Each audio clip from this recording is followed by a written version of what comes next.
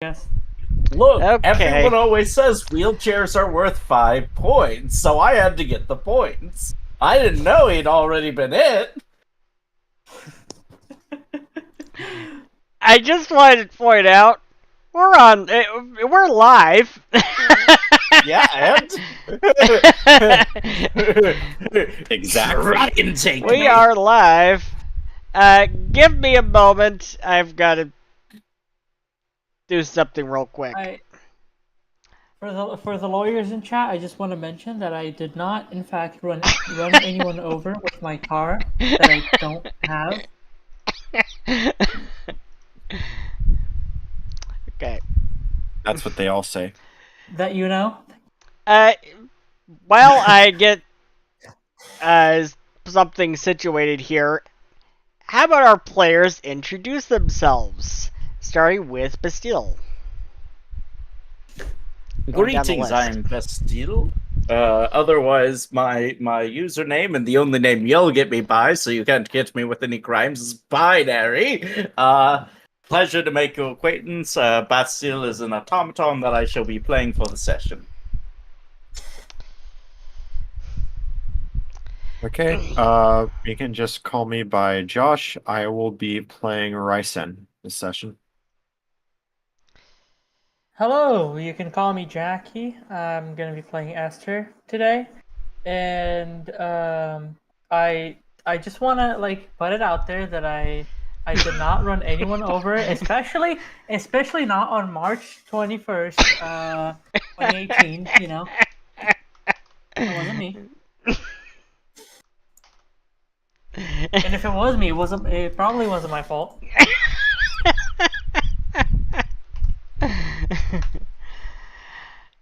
Okay. And if it was my fault, I'm probably not legally accountable.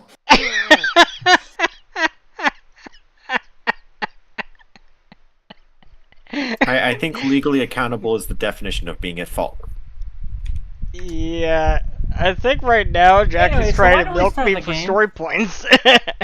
Anyway, so why don't we start the game already? Yeah, aloha and welcome to today's episode of The Hidden Archives, a Mystimon Saga tale of horror and mystery powered by Pathfinder 2nd Edition. If you would like to learn more about Mystimon Saga, please visit the link in the description below. And our players have already introduced themselves. How about they also introduce their characters that they will be playing tonight? I mean, I already introduced that I would be playing Bastille, and Automaton. If you wish for more information, you can always listen to the first episode of this season. Did Firecat introduce his character? I forgot to say that he was a dragon or Dragla. Draglin, but yeah, Dragla. But yeah, I did say I'd be playing Ryzen. Okay, and Jackie, which character are you playing this week? I'm not sure why that's a question. I mentioned that I'm going to be using Esther for this campaign. And yeah, it's Esther. And Esther is a tiefling. Yep. Whatever Pathfinder wants to call it now. Frankly, I have lost count. Nephilim.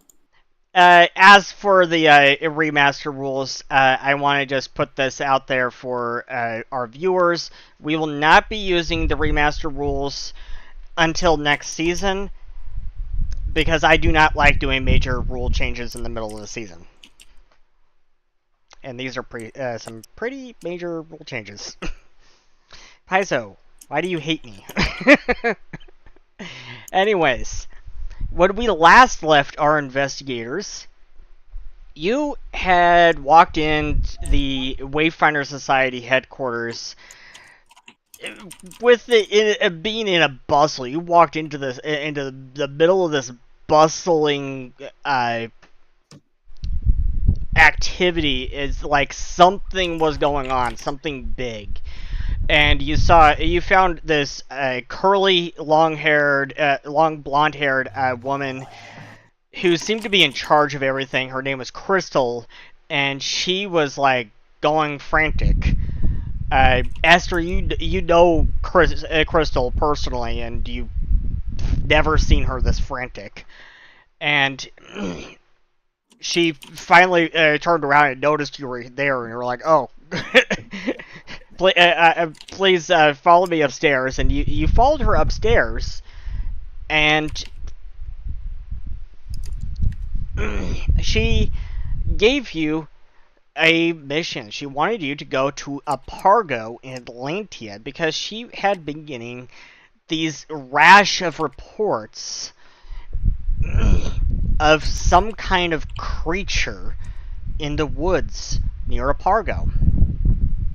Apargo is located up in the northeastern tip of Atlantea. Pretty damn close to the Arctic Circle.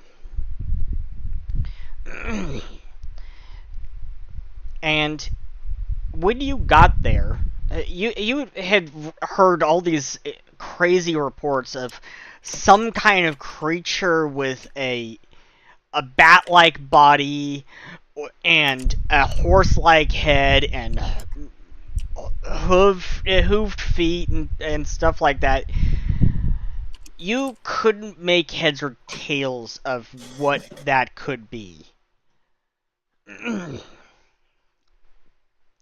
And when you got there, it was coming up close to nighttime, especially this close to the Arctic Circle. This close to the Arctic Circle, night falls pretty damn early. And you had to actually trek all the way through the woods to make it to Apargo. And you encountered something out there. You're not sure what it was. Esther, you noticed some kind of something with like these red lights or something. You couldn't figure out what it was. But when you turned back, it was gone again. You had no idea what to make of that, and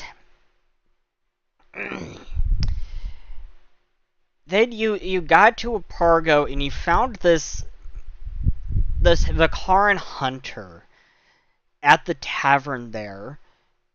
He was really down on his luck. He really seemed like he was down on his luck, and he even spent the night right there at the bar. He was like, I didn't spend the night here. What are you talking about?" And he did tell you about some game Mystimon that live out in the Apargo region, like Draren. Draren's the big one that he knows of. And he also knows about Grizzlys and Polarex being in the region.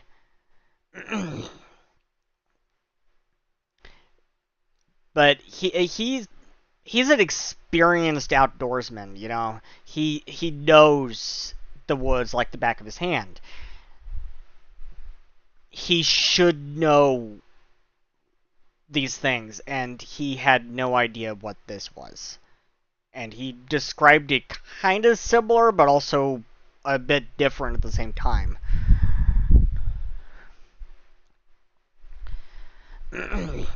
And where we pick back up, you had decided to head out in the morning.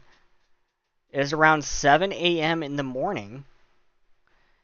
The sun has risen, or it's just after dawn. You know, here in the Arctic Circle, dawn and dusk kind of go by their own time scale here. And you decided to head back out into the woods. And that was where we left off last week. And as you head back out to the woods, somebody make me a perception check.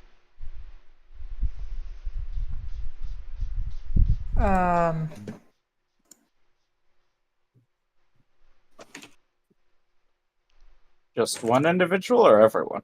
Anyone. I don't care who. Okay. Not particular about it. Okay. I don't remember. Is this supposed to be blind or? Uh, now it's recall knowledge that's supposed to be blind. Oh, okay. This isn't recall knowledge.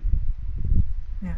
So I'm also gonna try to That's roll if a you don't mind. nat 20. We've never got a mind. nat 20 for Ryzen. Never mind. Uh, I so see everything. with the nat 20 from Ryzen, good roll there, bud. You notice some drag marks in the snow. And as you follow these drag marks, you come up to a tree, and the drag marks suddenly stop. And as you look up, you'd find a human, looks like a hunter, hanging in the tree with a look of sheer terror frozen on his face. And he's dead. I will point out the tracks to the others and point him to the tree and say, "There, it looks like whatever it is has claimed another victim." Yeah, no kidding.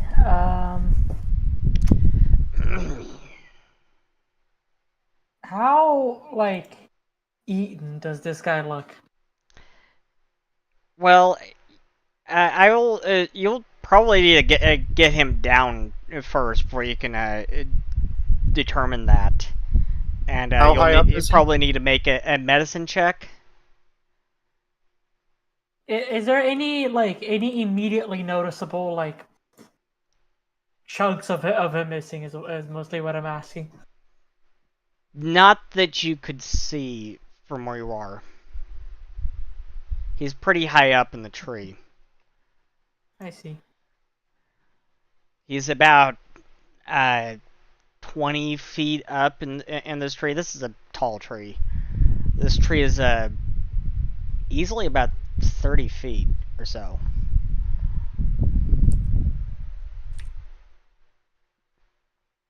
Is it a tree where it's just like a bare trunk, or are there like branches coming off at It's an somewhere with it? evergreen. It's an evergreen. So there's branches. The Okay. branches start like halfway up the tree on this one. Okay.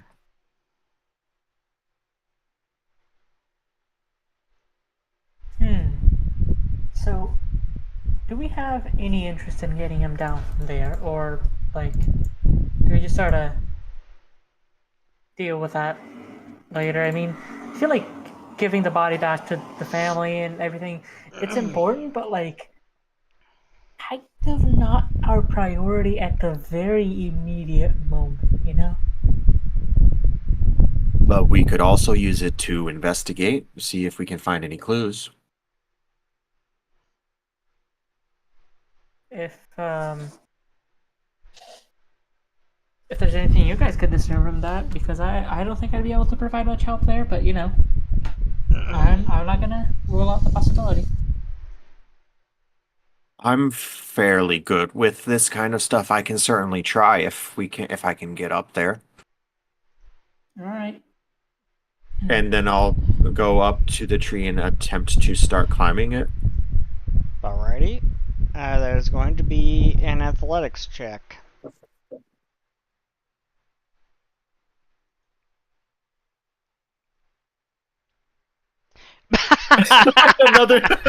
Another nat 20 from Ryzen.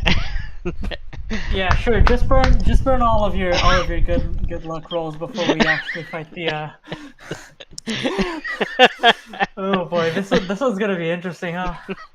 Yeah, this is probably going to be very interesting. So you make it up there quite easily, and you're able to kind of cut him down.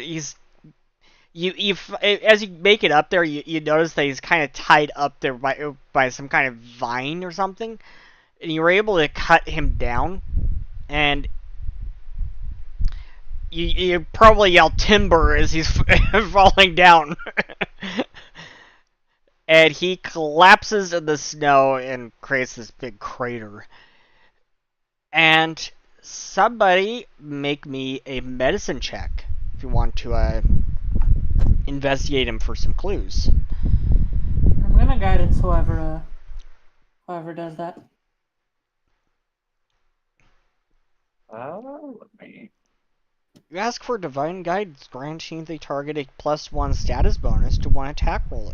Nice. You don't have to aid. I have a +13 to medicine. I don't know about others. I have a +20. Well, by all means, I'll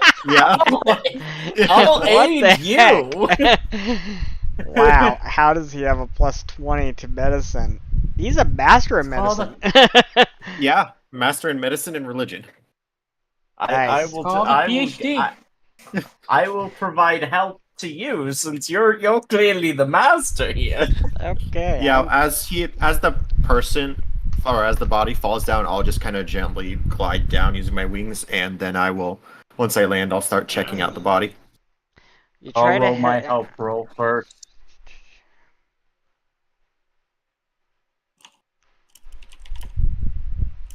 It appears they are dead.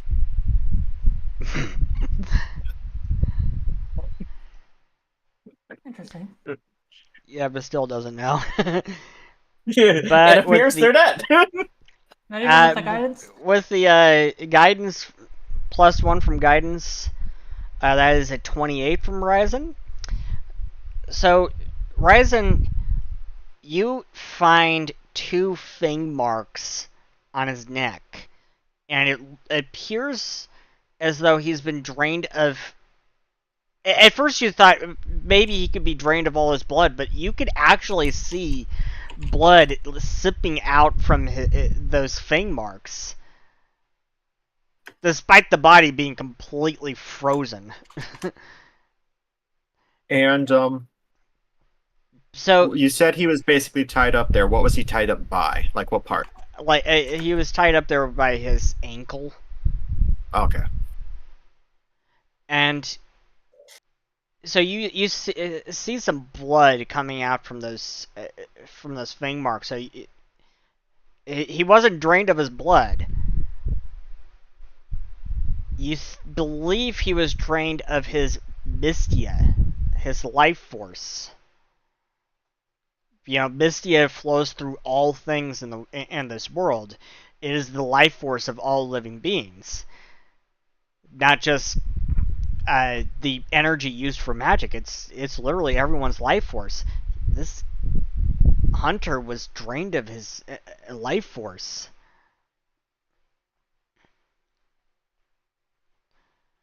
Okay. When I notice that, I will point that out. I'll say something unholy has drained him of his life force, and it is clear that it also is something that has some sort of manual dexterity if it is able to tie someone up. Pointing to the vine tied around his ankle. Somebody make me a thievery check or a survival check. I can do thievery.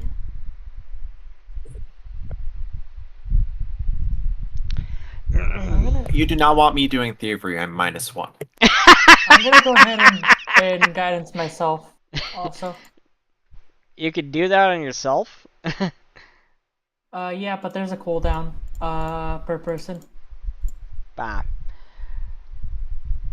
So that's 20. No, it's 19. That's 19. That's 19. Yep. We burnt all of our good rolls, everybody. Yeah. I burnt all of our good rolls. You could story point that if you want. could obtain information if we are Um, needing it. I'll keep a story point for now. Thank you. Okay. All right. Esther is clueless. She doesn't know. You're examining the vine tied around his ankle, and you can't tell. Do you mind if I take a look? Go ahead. So Bastille's going to approach it, and will use a casting of object reading. Okay. What does that do? I place a hand on an object to learn a piece of information about an emotional event that occurred involving the object within the past week, determined by the GM. Nice. If I cast object reading on the same item multiple times, I can either concentrate on a single event to gain additional piece of information about that event, or can gain a piece of information about another emotional event in the applicable time frame. Nice.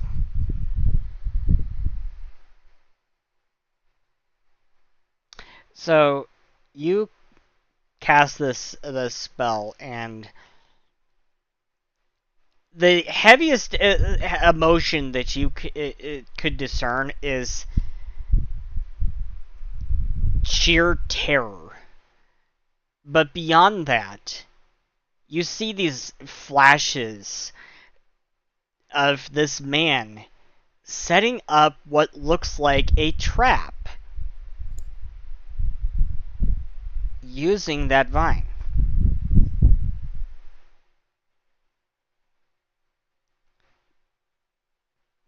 So Do I see what killed him in this, or no? no, you see these just flashes of these fangs, and that's it. Okay, I'll spend another casting of it. It's a first level spell, so only costs one Mystimon point to use. Istia? Yeah. Let me see that. I think it actually costs 2. Yeah, I believe it costs 2. Yeah, it's 2. Okay. Well, I'll still do another casting to try and get more information. Okay.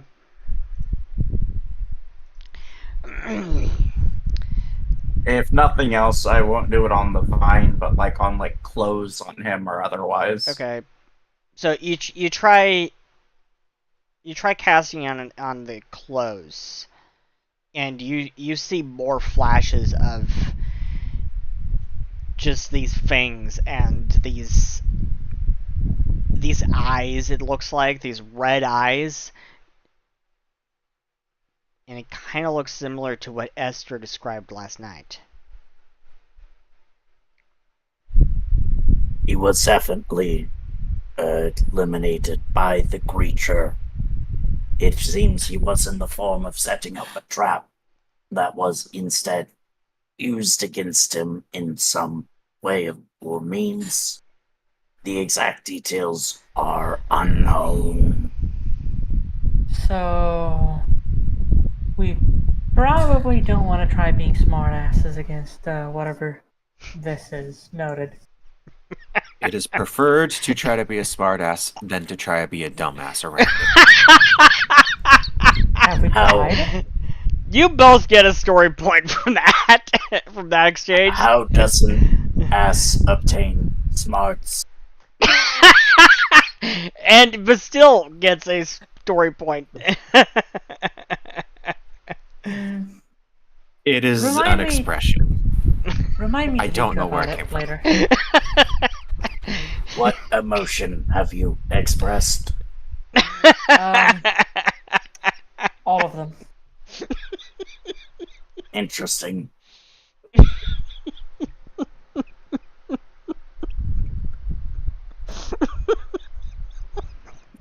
Anyway, so the thing that we're hunting, right? Yes.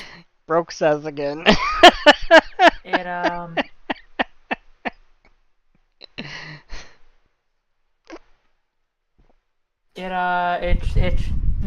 So How do we? Hmm. How do we like keep our guard up? Like, are we? Do we feel like we're about to get jumped? I'm gonna like take a little, a quick look around, Seth. All right, perception check. And now I do want to note the 60 feet spirit sense. Imprecise, but you know, lets me see spirits of creatures is pretty cool. I just want to put that out there that I have that. You know, Yeah. just in case something behind a wall or something. You know. So with a 30, and with your spirit sense, you do sense the spirits of some animal Mystimon around here, like certainly some smaller creatures, such as you think Ikune and Penzas, and you also can sense some Draren about, but you don't sense anything other than those creatures, and also your friends. But with the 30 perception check, you don't think there's anything about to jump out at you. But here's what you do notice.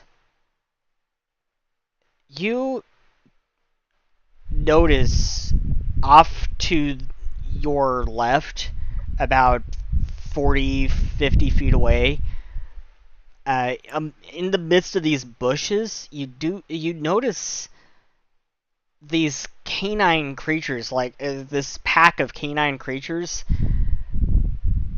and they don't seem like they want to attack you or anything. They actually seem afraid of something, and from your from what you could tell, it kind of seems to you like they're actually using you as protection. Like they're trying to stay close to you.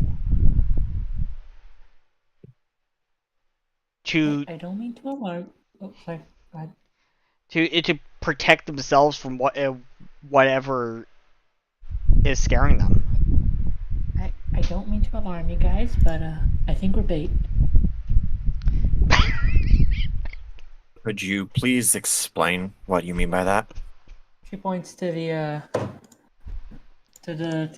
little doggies.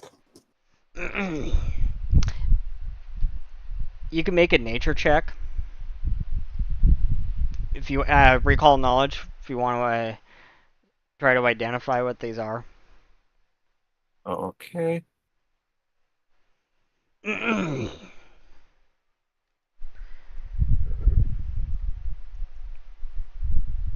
Yeah, these are. As she points them out, she points out these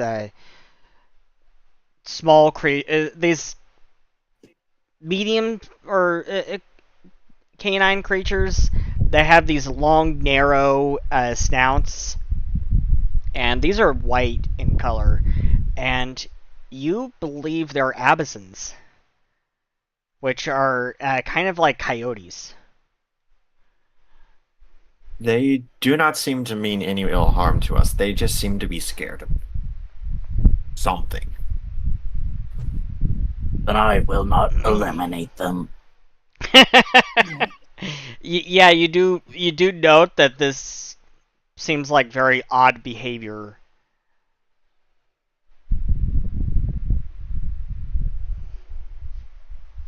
On that, I will let me pull up the cost.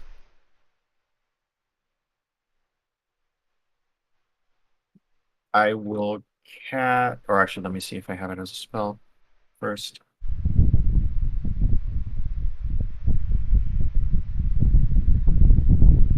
Okay, I do. I will cast Speak with Animals. Okay.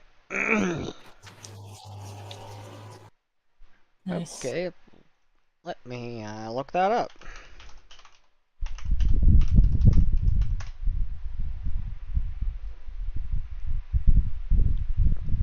can ask questions of, receive answers from, and use the diplomacy skill with animals. Spell does not make Yep. them more friendly than normal. Cunning animals are likely to be terse and evasive, while less intelligent ones are make inane comments. Okay. Okay. I will slowly start to approach them, trying to make myself look as small as possible, trying to look as unthreatening as possible, and say, we do not want to hurt you. We just want to know what it is you're scared of. What's going on? And in, Mystimon speak, they say that you are less frightening to us than what's out here. Can you tell us what is out here? It comes in the night.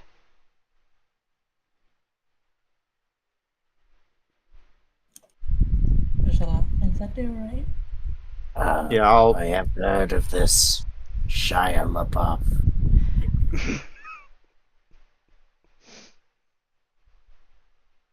something tells me it's probably not that.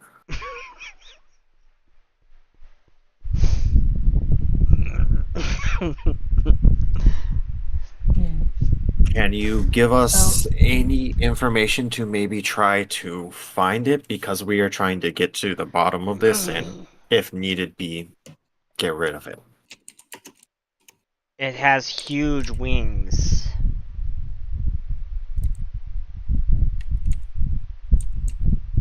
Is there a certain place that it's generally seen? And they seem to look kind of southwesternward.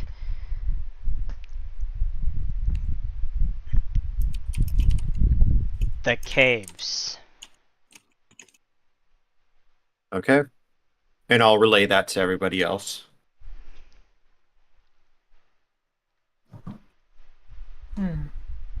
So caves. All right, that's a lead. Are there any caves around here? Do you guys know if there's any caves around here? They pointed in that direction, and I'll point, or they gestured in that direction, and I'll point where they were looking at. All right. Well, it's a lead, and she kind of adjusts her clothes a little bit, kind of does kind of cracks her knuckles. All right. We're gonna have to beat this thing up one time or another, so we know where it's at, and we're gonna have to get ready or be ready, I guess. I don't know if we have that much time to. I mean, probably had a few days, right? I think we should try to, if possible, figure out what's going on today. I don't think it's a good idea to wait. Yeah, you're right. Well, you guys are up to doing it today. Well, it's a good way to get to know one another is by fighting, you know.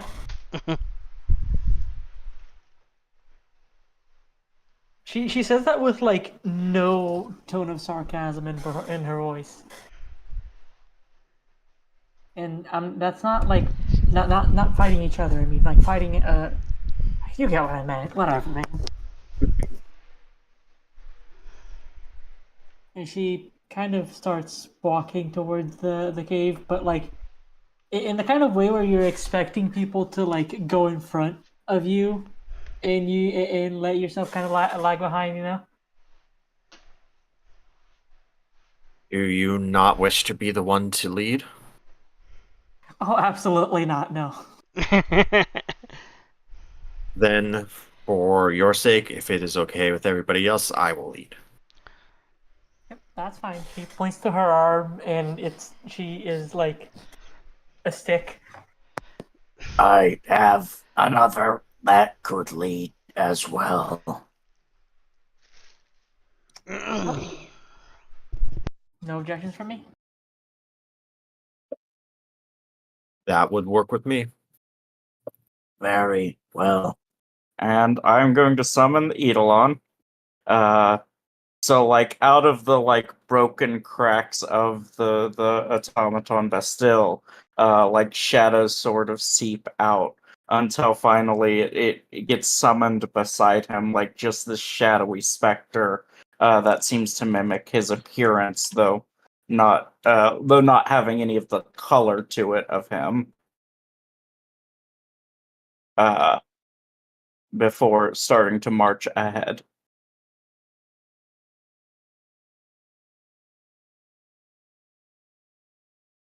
Okay, All and right. I will follow along.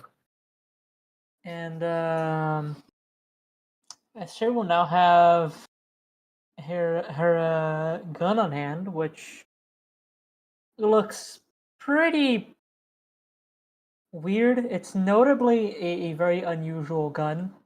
Out of character note, it's her thaumaturge archetype implement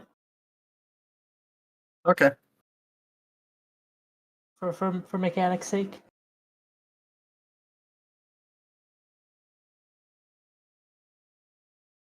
And yeah, Seth. Yep. So we're trying to head in the way to find whatever caves it was that I forget what they were called, but what they were talking about. All right, if you guys can flip over to the world map. Mm-hmm. And let me go into the there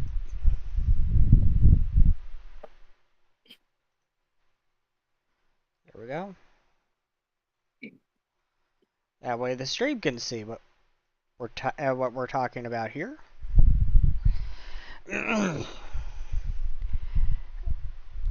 Alrighty. So the caves are in this direction.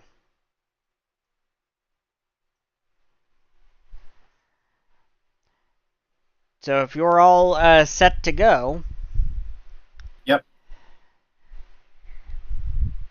Yeah. Alright. I should actually unpause this.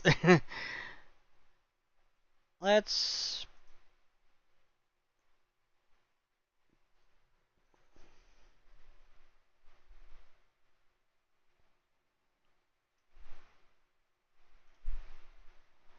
Why is it doing that? There we go.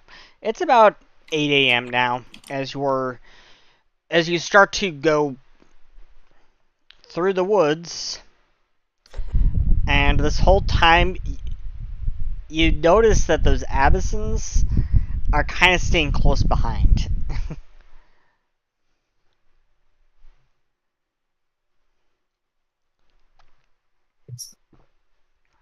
Since the spell Speak with Animals speaks lasts for 10 minutes, I'll ask them when we notice the following. Do you think it is safer with us? We are going to go confront whatever that beast is.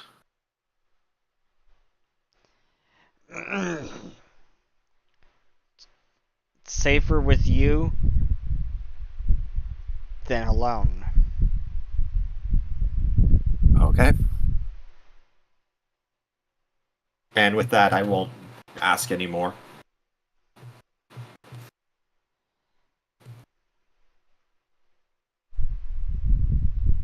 Alrighty. You head through the woods, and as you do,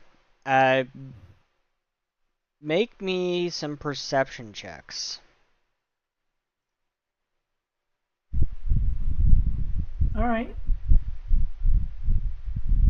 Again, making sure to remind you that I have spirit sense. You know, just in case. You'll know, like, just in case there's something behind a wall, if there's something out of sight, you know.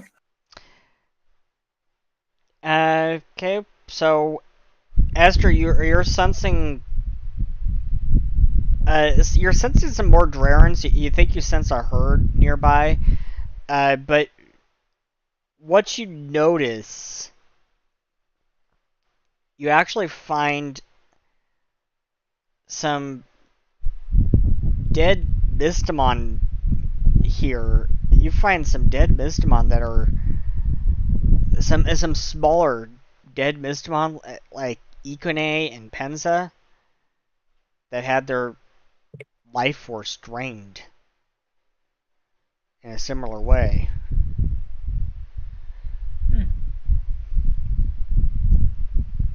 Just in case as well, I will go ahead and do my free use of see invisibility. Just in case. Okay. Yep, just in case. You don't see Let me see if anything I have invisible. any. That Let me lasts check if, for a little bit, so I'll have that up just in case. I have any pre-buffs. If you want, you can make me a survival check. um, Is this directed at all of us, or Yeah, anyone, and it's not particular about it.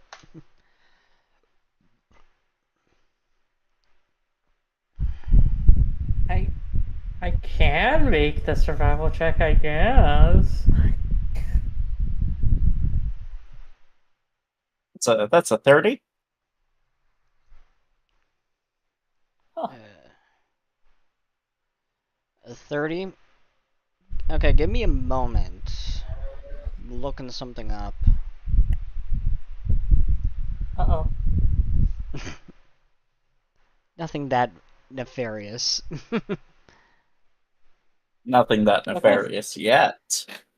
So now we know. he says before laughing nefariously. Mm-hmm.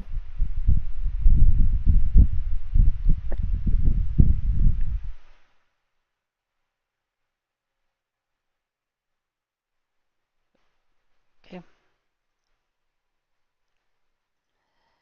So,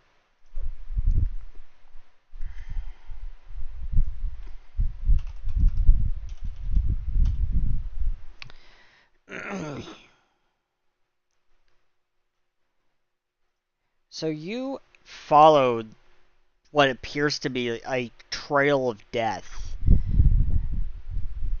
and it brings you to the caves that the Abyssins told you about. And somebody make me a survival check. Again? Already?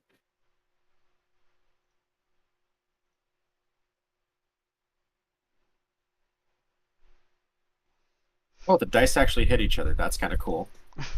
Yeah. Dice and Ice, the best module ever. It's that kind of thing where it almost feels like it should be built into Foundry at this Yeah, point. it should. It definitely should. So we've got a couple of 27s. So Horizon and Bastille, you both feel that this cave entrance could actually be an entrance into this underground cave system that seems to span all over the world. Nobody knows how far it spans. It's called the Deep. Nobody knows, and nobody really knows how far it spans. But there seems to be uh, entrances in Almana. There seems to be entrances in Olympus. They're all over the world. And this seems to be another one of those entrances.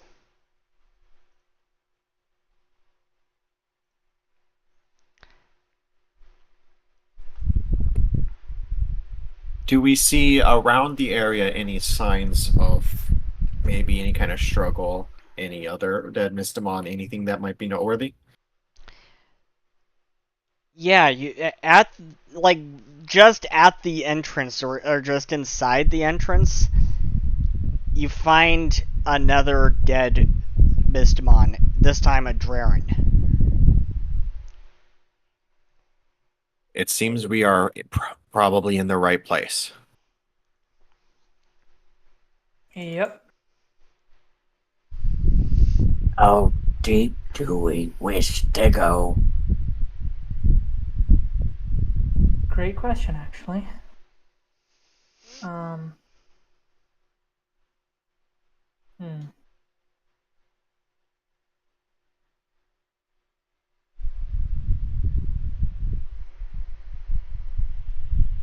I suppose as deep as it is required to find the culprit.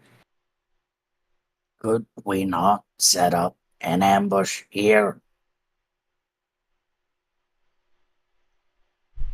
We could. Hang on. Let Give me a second. Seth, Hmm. I want to note something. I will cast telekinetic projectile on one of my spell strike ammunitions, so that it, I'm gonna set up that, All right. and So what does telekinetic projectile do? it's a damaging cantrip that deals 1d6 plus spellcasting modifier, heightened plus 1 increases by 1d6. And the spell strike ammunition is a pretty expensive piece of ammunition that essentially gives me a limited magus spell strike for a lot of gold.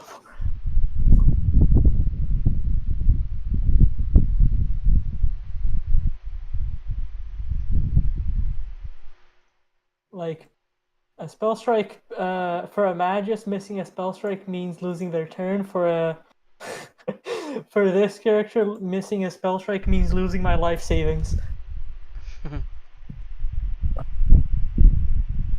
But yeah, I'm just gonna keep that set up.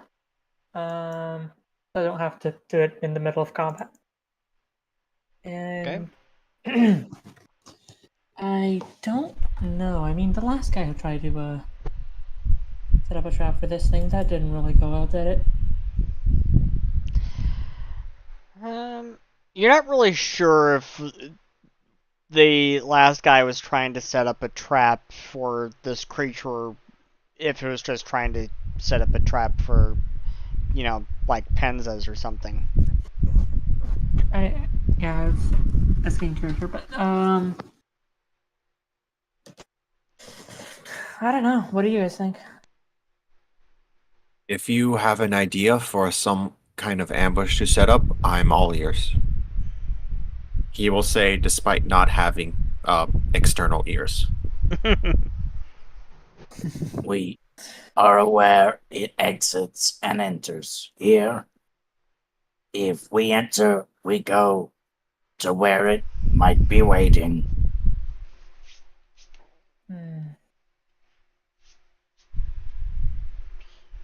Yeah, I don't really have any idea of how we could trap it. We could try to sneak up on it, but again, we don't really have a good sense of how aware it is of its surroundings, It must be at least at least somewhat aware if it has avoided others for this long. Yeah. And if it lives in the deep, it is presumably more accustomed to traversing it than us. Oh, for sure. We're definitely not fighting in our best territory here. While the outside provides open means of attempting to escape, the deep provides a territorial advantage as far as escaping, unless we were to find a specific area in which we knew had no exits. Yeah. I'm I'm not even gonna lie. My strategy normally is to sprout wings for a little bit and then fly like 30 or so feet in the air so nothing can hit me and just shoot from afar. Use- This thing has Useful. wings. But this is useful. It means it cannot escape by air. Oh, yeah. That is true. It's probably faster than me, though. I'm not really a good flyer yet. But, we'll see. We'd have to see. Actually, no, you know what? I can chase it. I can chase it. I'm confident. We'll be fine. We'll be fine. She's confident.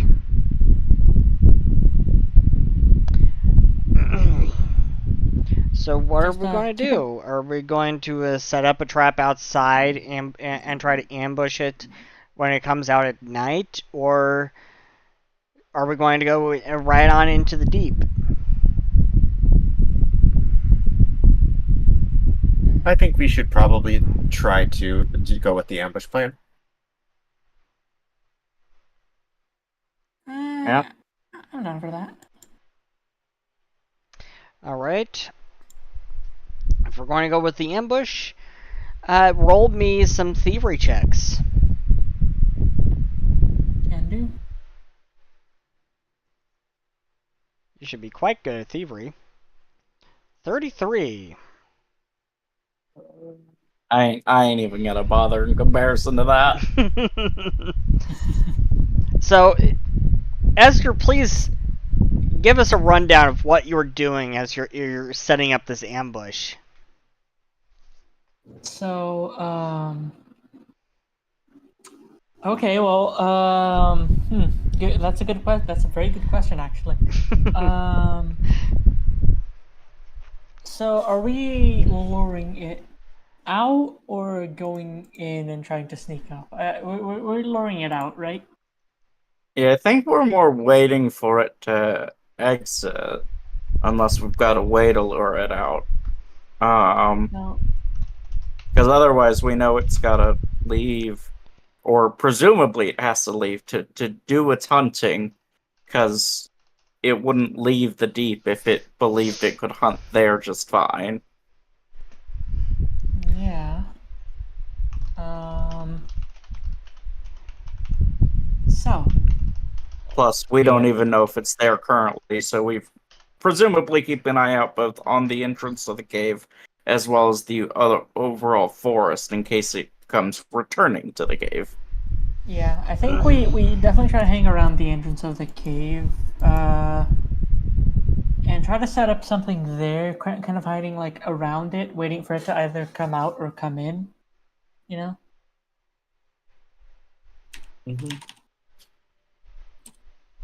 Okay, and are you going to like set up some kind of trap or something? Maybe something to alert us that it, whenever it's like to give us a cue or something. How do you do that with a flying creature? Yeah, I don't think because I thought I could cast alarm, but I can't. Yeah, I had the exact same idea. Well, so I actually had an idea for this. What I was going to cast was the spell Shadow Spy, which summons a homunculus or a bird with a homunculus statistics, which does have dark vision, and send it into the cave to keep a watch out like further in, since I can keep a connection up to 1,500 feet. All right.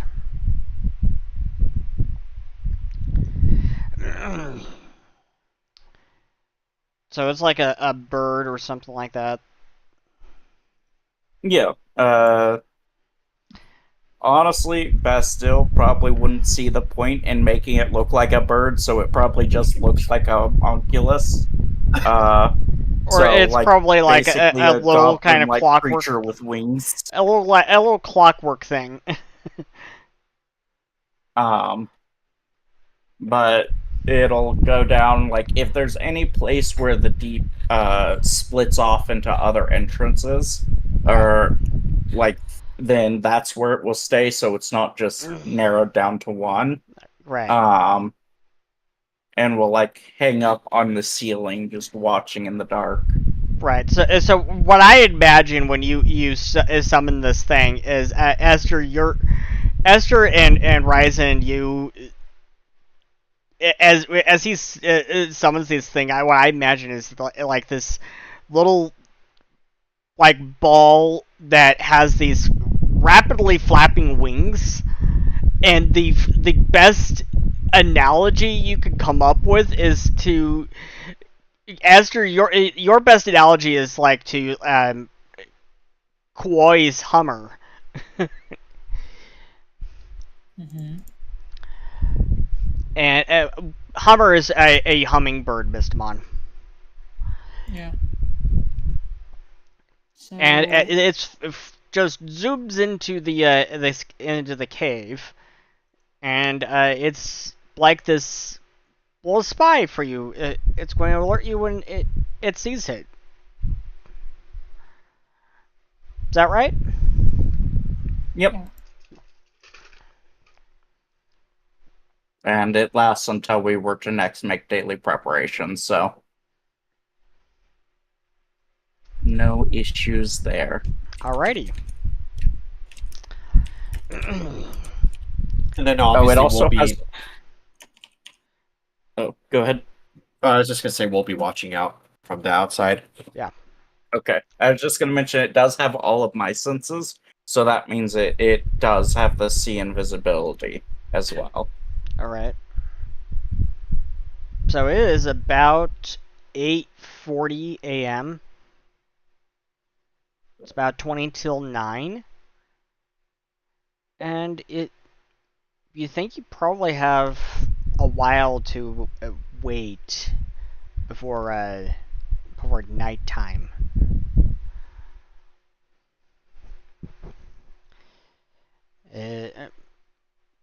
So, how about you make some blind stealth rolls?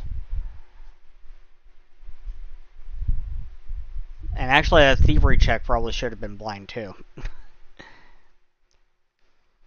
Yep.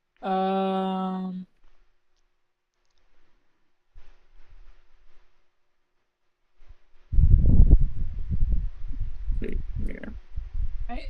Hang on. Where is my? I feel like I'm missing a spell here. I should have darkness as a spell, but hang on. Yeah, I'm not gonna cast darkness. Whatever, man. It's fine. Okay. Casting darkness. I'm not doing that. You're not casting darkness. Okay. Yeah, because it could probably sneak up on me that way too. So, Alrighty. So, how are you spending your time out here as you wait? It's a good question. Probably very boring. Unless anyone interacts with him, Bastille is truly just standing there stiff as a board. Okay, you know what? So who's the person? Whoever's the person like nearest to Esther, she casts telepathy and tries and tries talking about like just random shit. You know. Okay, who's closest to Esther? I think Esther, make a roll. Odds it's one of us, evens it's the other. Sure.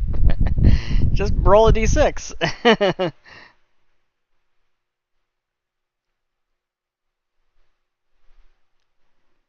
On odds, it's Bastille, and evens, it's Bryson. Odds, it's Bastille. So you There can't. is a voice in my head. is the work of the creature. Everyone remain alert. What is the voice saying? For Go. quite a few minutes, you are. I'd say subjected is a good word for it. To a lot of talking that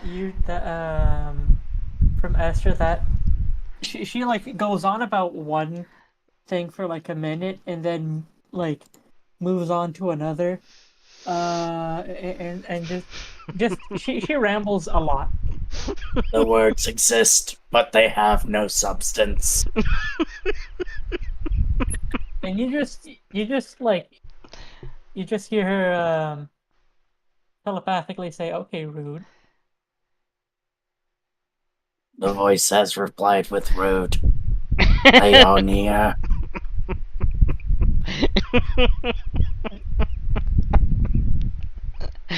Show yourself. Ooh, I'm a ghost. So still actually thinks it's the creature. I'm a ghost. Ooh. The creature claims to be a ghost. I don't know if I don't think that ghost can generally do that. Have you met a ghost? They haven't. Ooh. The ghost says you have not. And how would the ghost know? Is the ghost correct? All ghosts know each other.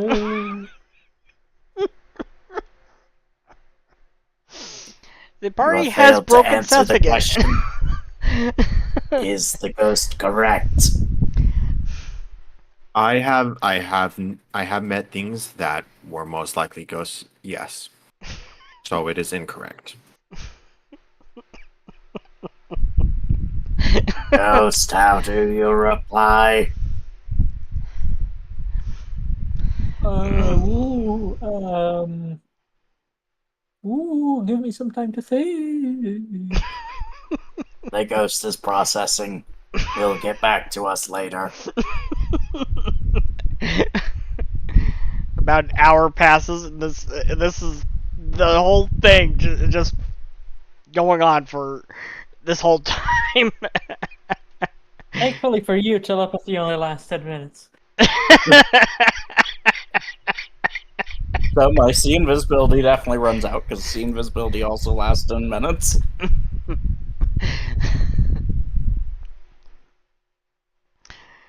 And what else is everyone doing while you wait?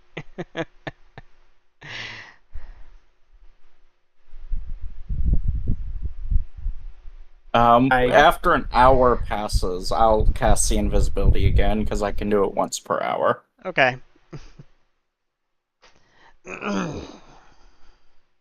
And I guess I'll be. Sorry, go Sorry, ahead. I'll just be looking first to see if there's some place I can stay by that's kind of covered, just so that I can hide from it if needed.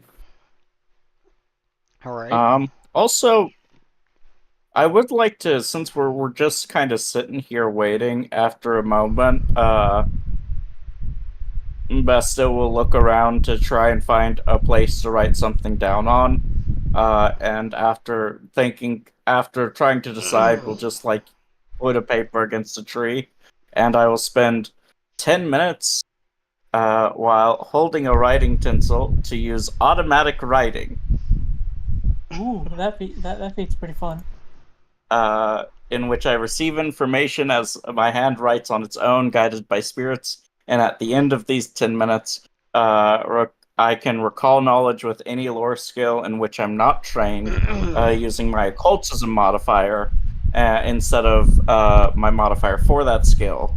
The Shrine of the Spirit channeling leaves me stupefied for the next 10 minutes. Okay. But in association to the creature, trying to gather more knowledge on it if possible. So Esther, you may notice this as he's using automatic writing. You may notice that you notice this little glowing ball that appears for a second and then disappears again over his shoulder, and you have an instant sense of familiarity. You know what this is. And Oh, but still, the automatic writing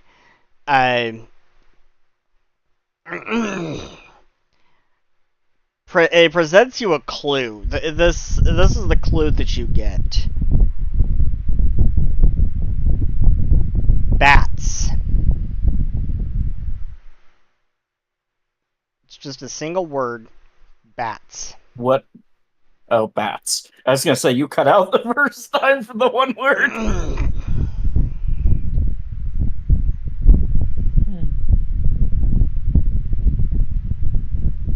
Be wary of bats. are you thinking like regular bats, like fruit bats, or like vampire bats, or what kind of bats? There's plenty of them.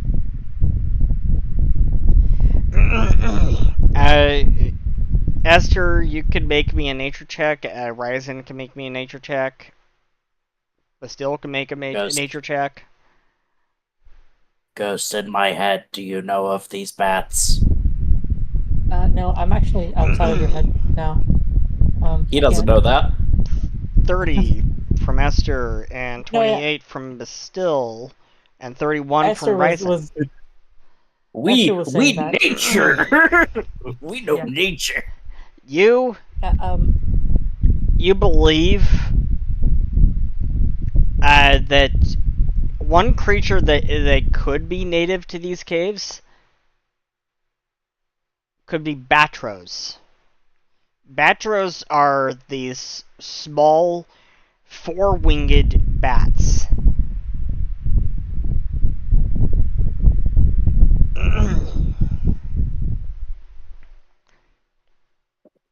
But you don't believe that Batros could be what's attacking everything here. You don't believe that Batros could be responsible, because they're far too small, for one, and they don't drain Mystia. They eat insects.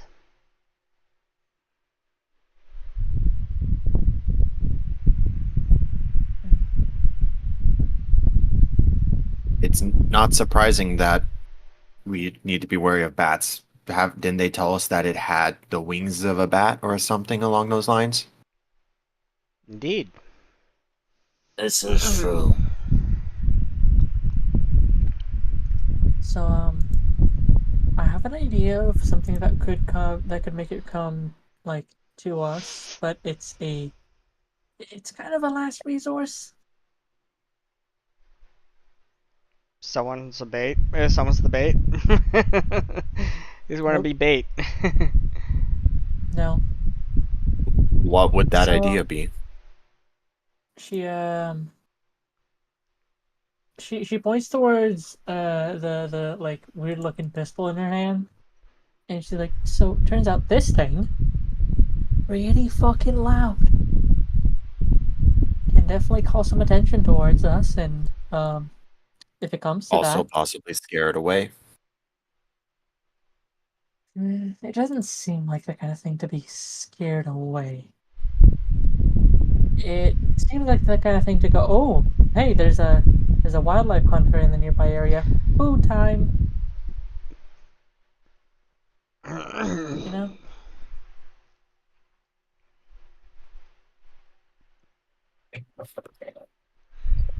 But like I said, it's the last resource.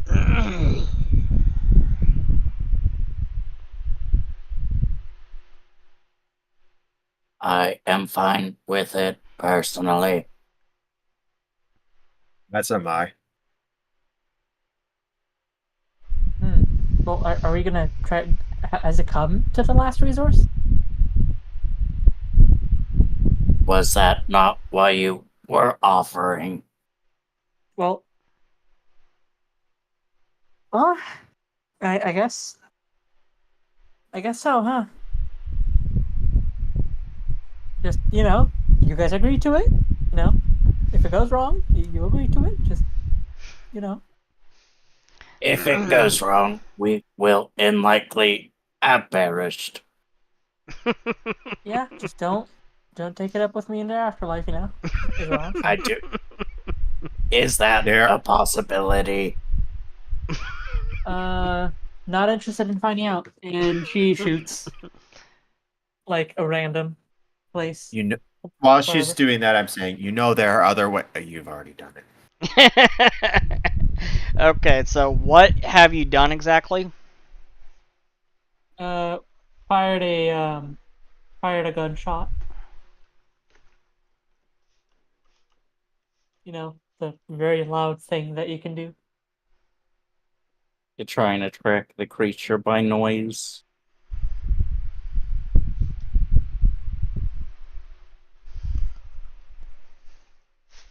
And I also reload after. I want to make that clear.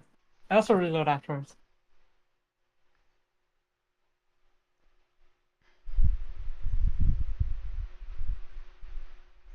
Okay. So you fire off a firearm, a gun? Yeah, to make a lot of noise. Okay. It's about 11:05 a.m. But nothing comes out of the cave.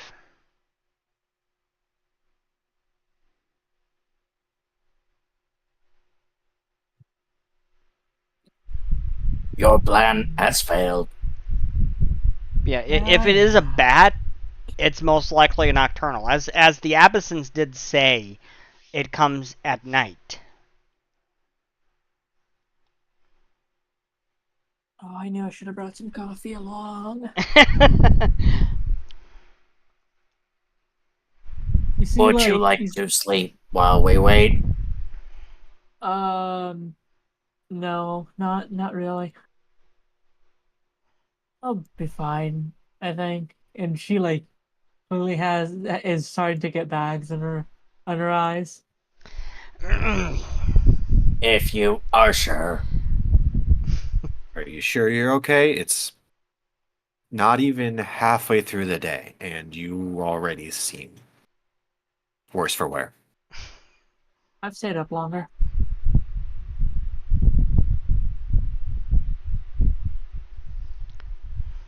I'll be all right. If it starts getting to the point where I'm like, all right, I'm not gonna be able to fight like this, then we do something about that. But as of now, well, not getting to that point. To clarify, is staying up longer a feat? Did Esther get any sleep Um, last night? yes,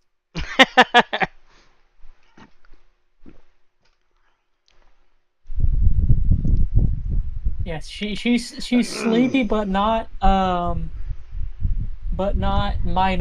to all rolls sleepy. Yeah, I know I've done a lot of clarifying this session, but I want to clarify. So Esther needs coffee. Yeah, but yeah, we're continuing. Another hour We're just passes, and has Esther started to fall asleep? Nope, hanging in there. It's about noon now. And it's at this time that you're starting to notice that the sun is starting to go towards the horizon. Mm-hmm. Luckily for you, here near the Arctic Circle, the night tends to fall early. Oh, let's see. Another hour passes, It's just afternoon, about 1:10 in the afternoon. Is Esther falling in? Is Esther hanging in there? Hanging in there. And another hour passes. And then another. And then another. And remember, we have the I forget what it's called, but inside the cave to see if it does anything your there. Shadow Spy. And Your Shadow Spy hasn't noticed anything yet. No movement yet. And it is about at 5 in the afternoon when the sun has set. And the Shadow Spy inside the cave notices some movement. It notices some kind of rustling in the darkness. And then everything seems to go black for your Shadow Spy as this huge swarm of something just starts pouring out towards the entrance and destroys your Shadow Spy. And out from the cave entrance emerges this swarm of Batros. And they don't really pay you any mind. They're just out hunting for prey, for insects. They eat insects.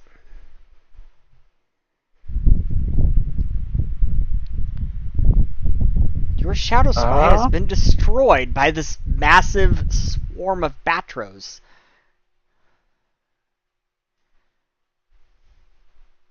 I mean, if the Batros extinct, considering the warning of bats, I think he's immediately gonna attack the bats.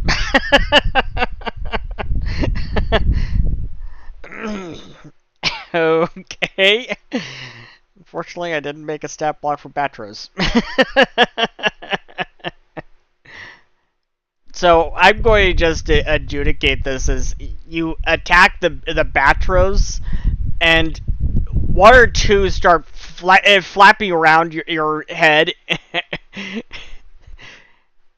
and then after about a moment, they start flying off again. I do not think those are big enough to be causing as much of trouble as has been going on. A warning we were given. We're bats. Was it bat or bats? It did say bats. Okay. How do we know? It cannot spread into multiple.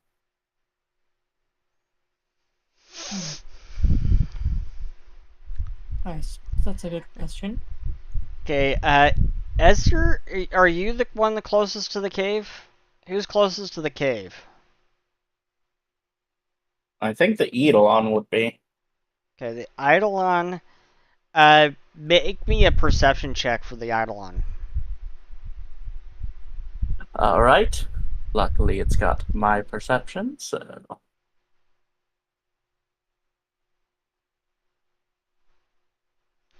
$27. 27. You notice some movement. The Eidolon notices some movement and it starts pointing in the direction of the cave entrance. And what it notices is huge. It's easily bigger than it. There is something coming. And sounds like we found it. Suddenly you hear this shrieking cry sound out from the mouth of this cave.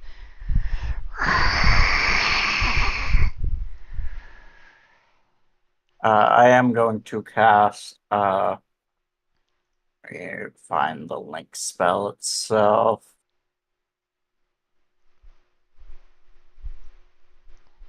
Where is it? You know what? Reinforce Eidolon. On my Eidolon. I'm also gonna pull out the big boy. With my other hand that was free, not holding my implement, I'm gonna pull out the sparking spell guns. And I don't remember in Pathfinder, are you able to like ready a spell or something so that that you cast it when a trigger happens? You can ready an action. The whether Okay. or not you can do that outside of combat depends on the GM.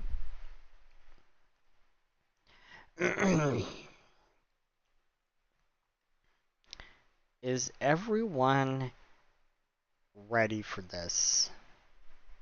Though also, I want to note ready an action is reserved for things that take up one action. Okay. As Well, this luckily, Reinforce Eidolon massive, only takes one action. as this massive shadowy form emerges from the cave entrance,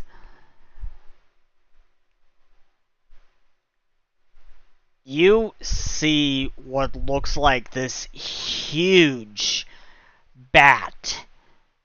It looks like just a huge bat, and it is easily twice the size of your Eidolon, Bastille.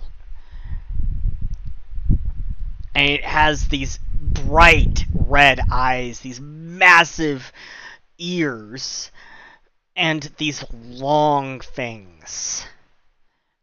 And it's baring its fangs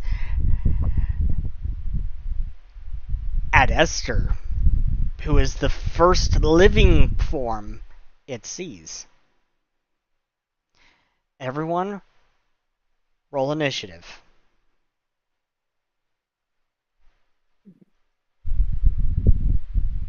Yeah, punch the the glass cannon spellcaster. I see how it is. That's a cheeky one.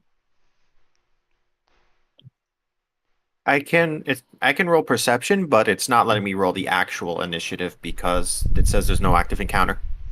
Yeah, I'm going to have. Give me a moment. Okay. No problem. Boom.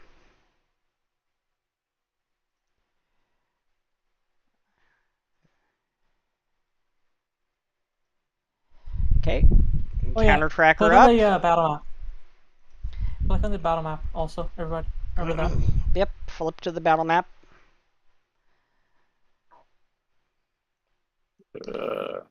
And I'm going to check on the stream here. Okay, I'm going to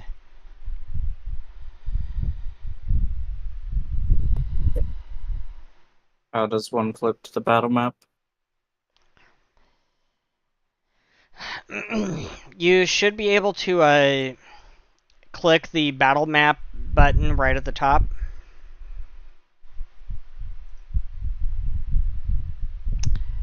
I think I'm going to need to sign out. At the top, I've got the library, world map, and clue board. That's odd. Let me Yeah, I activate have the that. same. I just activated there we go. it. Right now I'm trying to figure out. Oh, it just instantly went over to the. That's probably what I needed to do. I needed to just activate the scene. Okay. Now that I've figured that out.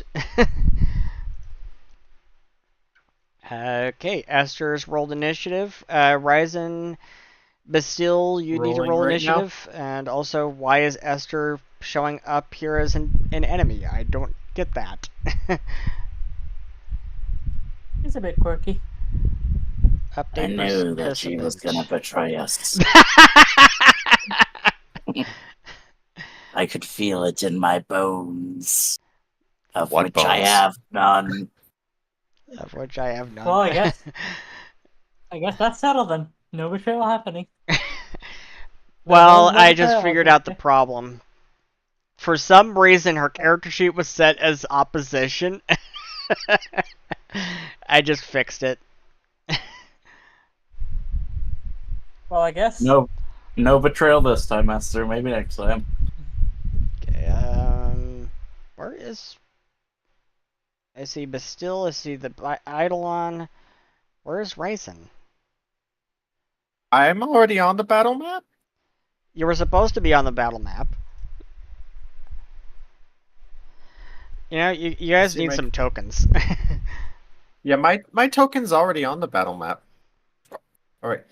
I couldn't see it I am anywhere. not an artist. And by the way, we'll probably have to do this later, but it wasn't letting me change my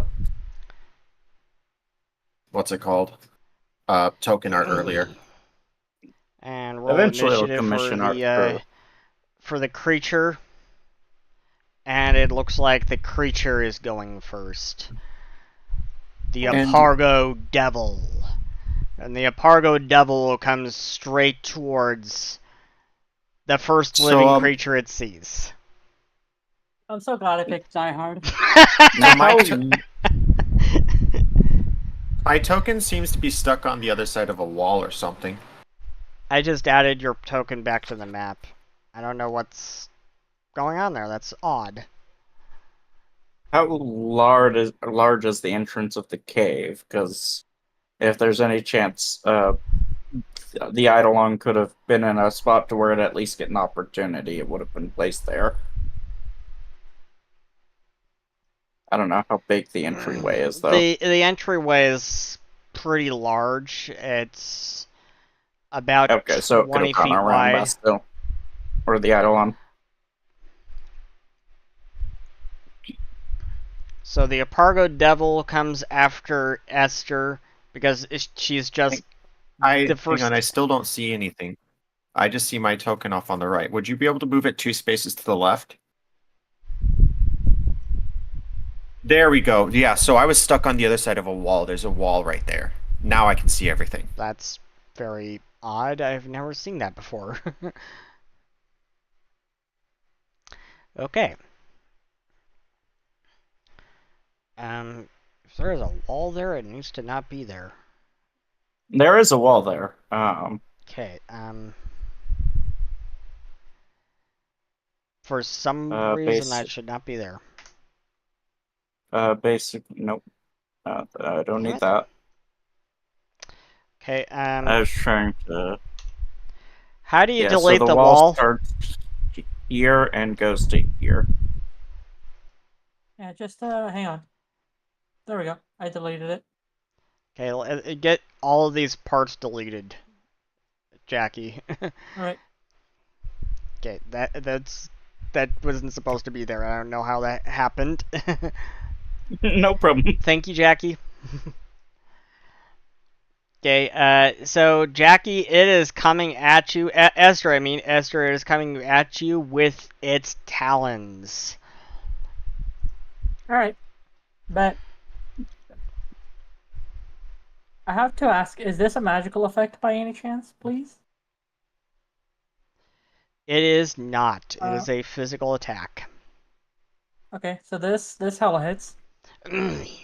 Yeah, it hits big time. And we're going to roll damage. Yep. Esther just took 29 damage, and it has a chance to grapple you with its talons. No. That is automatic. Grab trait. Well, it needs to spend an action to grab you. So it spends an action to grab you. Oh, I'm getting the remaster rules mixed up in my head. Because I know that does change in the remaster. Yeah. They made it so that it has to roll, which is more horrifying for bosses, actually, because it can crit now. So it grabs you, with its second action, and with its third action, it is going to try to sink its fangs into you. Is that a magical effect? No. It's a physical Okay. attack. That is a crit. Ouch. I'm so Before- sorry, Esther. I'm so sorry, Jackie.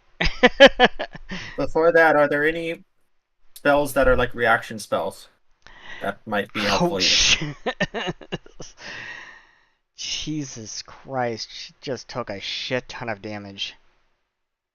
You're hitting the caster, man. Ouch. Yeah, instead of the tank We're all that was casters. right up the entryway. Ouch.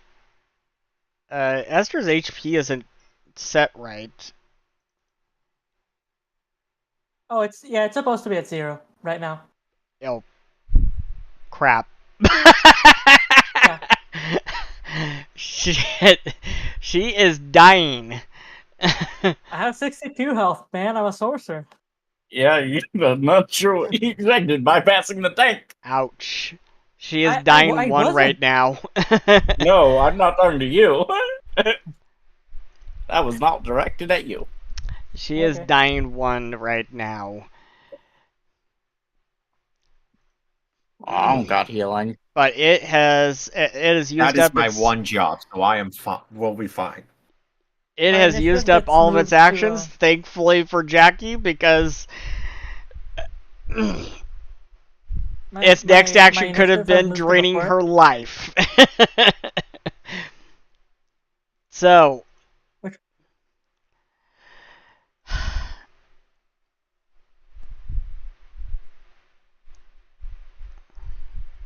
All right. Ryzen Who goes is next? your move. I had to get through the. Ryzen is your move. Okay, I will. Oh wait, that's a 1 minute cast. Oh, but that's not.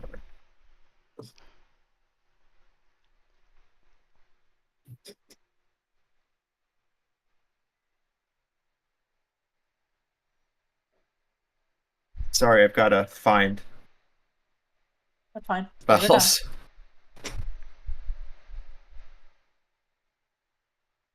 Treating a cleric as a spontaneous caster gives me a lot of options. Oh God. Yeah.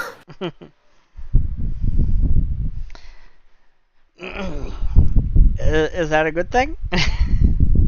Yes. It just means my turns will probably take a bit longer.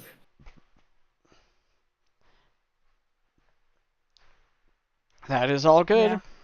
And I want to remind for our viewers at home that all of our player characters and all of the creatures actually have 3 actions on their turn. When it gets to their turn, they have 3 actions, and they can use those actions in any way they like: to move, to attack, or even to cast spells, as Ryson is trying to do right now. So, Seth, remember how I said, quote, actually, I think I'm gonna keep a story point for now. Alrighty. End quote. Yeah. So the reason I did that was because, in case of this. You plan on using it to If I need to, I'm not using it right now. Okay. If I get to a low enough dying condition, then yes. So Die Hard increases the dying that you die at to like 5 or something. Yeah. All Yeah. right.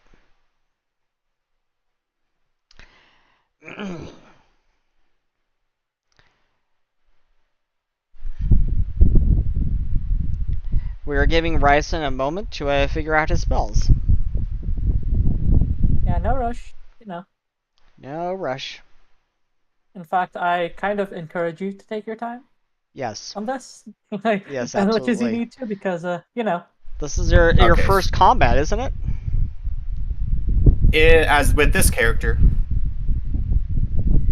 Okay, so what I will do is I'll move up to her Alrighty. with one action.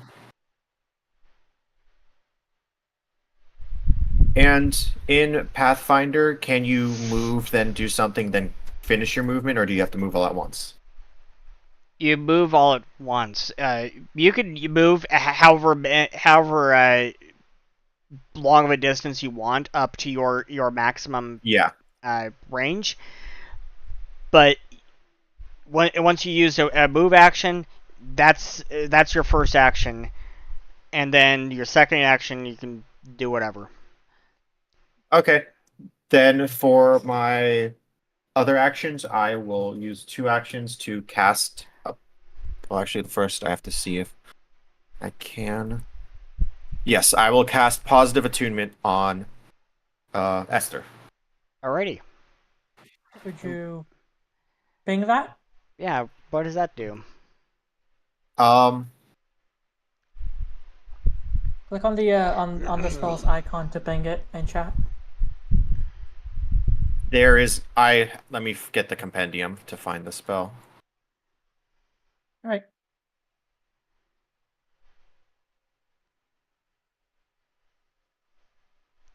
I'll figure out what to do for some tokens for you guys later.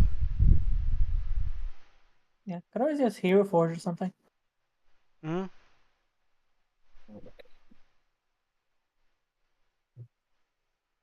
I plan to commission or for Bastel eventually, just money. Yeah, of course. Yeah, that's fair. There we go.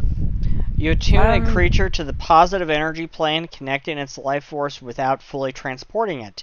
The creature's appearance becomes more brightly colored.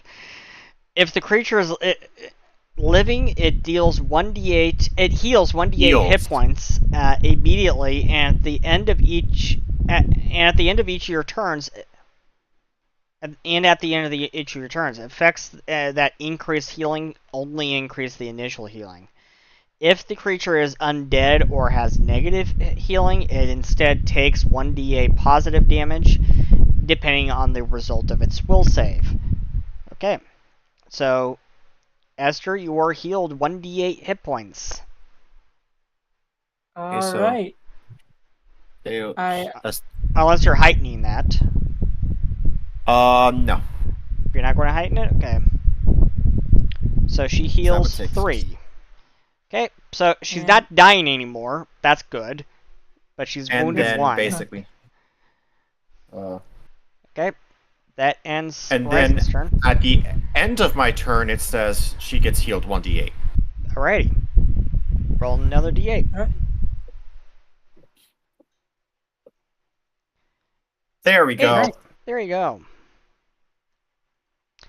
Okay, Bastille. I will also need a moment. I think I know what I'm going to do. I just need to verify because I realized the spell does not list its damage, like the amount of damage it does on it, so I have to find it in the Mystimon Saga casting section. Okay.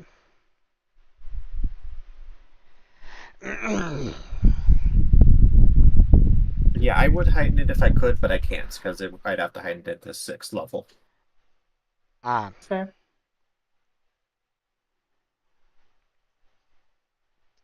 You can't cast 6th level yet. I get it. Nope. Let's see here.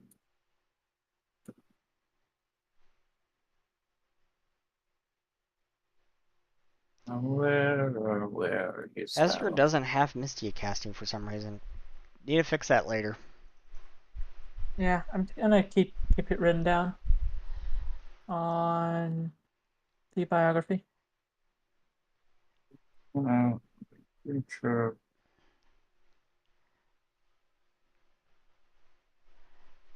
Yeah, at 9 you can only cast 5th level.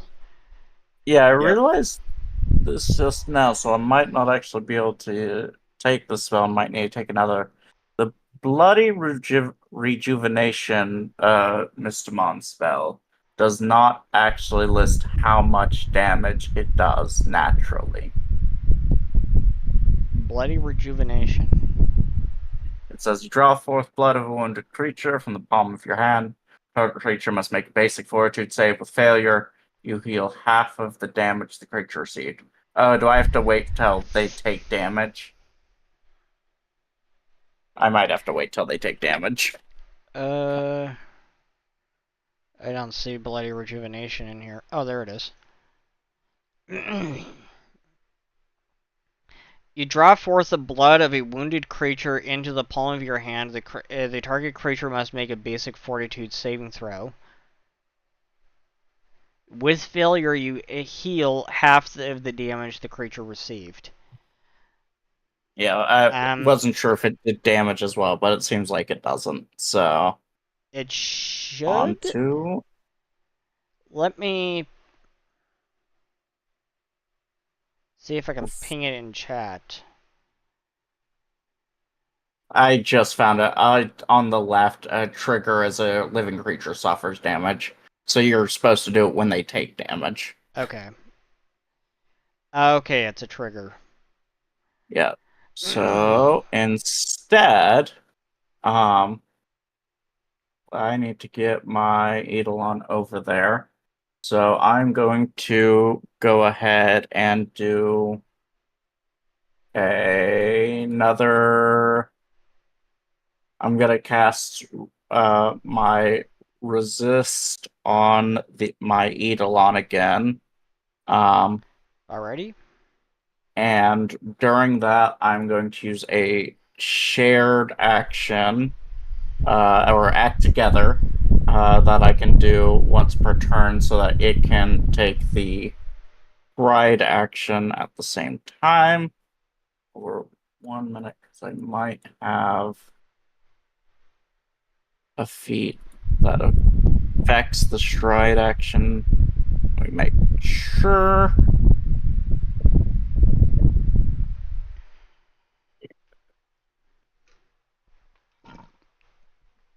Let's see, archetype feats. No, I need class feats. Okay, no. Okay, so yeah. Act together so Eidolon can move to. Nope, I don't need that. Delete that. So Eidolon moves over to that side. Is flanking a thing? Yes, it would be. There. Cool. Nope, not. Yeah, That's but still. Oh, that is Eidolon. Okay. So yeah, Eidolon moves there to be flanking. And so after I cast resistance, then I've got 2 actions left. And I think for this turn, Eidolon's going to attack once, and I am going to use the Burning Shadows cantrip. So I make a spell attack roll against their AC.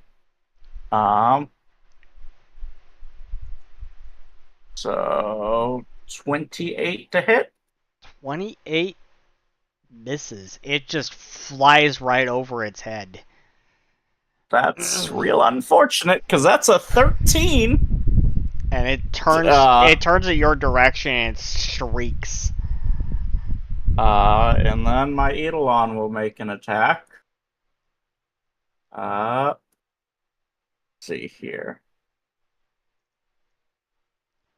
I mean, if a 28 didn't hit, then yeah. I mean, yeah, it's that is how not ideal. Works. Yeah, you rolled quite low on that one. Even with that plus 18, it didn't quite help that you rolled low. I mean, I already know I've got a less than 50-50 shot for hitting it, even with the Eidolon. Yeah. If a 28 doesn't hit. So Esther, it is your go. Okay, so I have a question. After I started dying, did it ungrapple me? Yes. Or am I still okay? I'm not grappled anymore. Cool. Because I'm. Yeah, no, I'm using 2 actions to cast mirror image.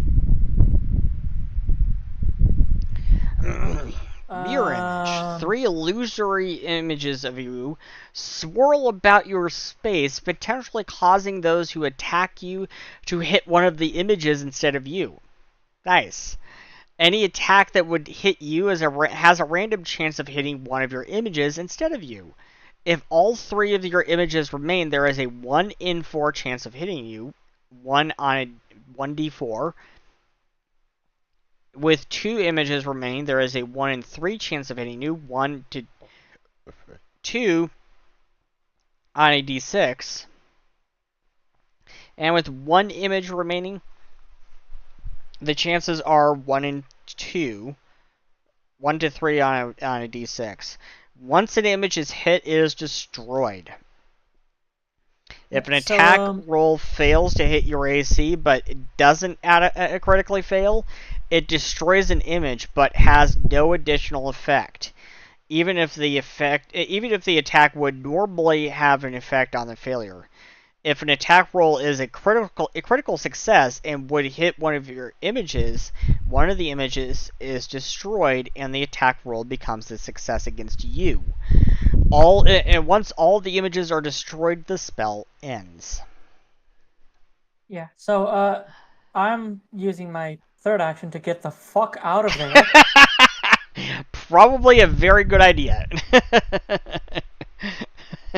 And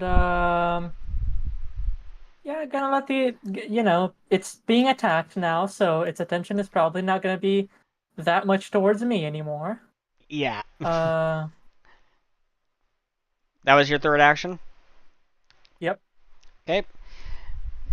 The Apargo Devil turns its attention to Bastille's Eidolon. And it lashes out. It creates this barrage of shadowy, it's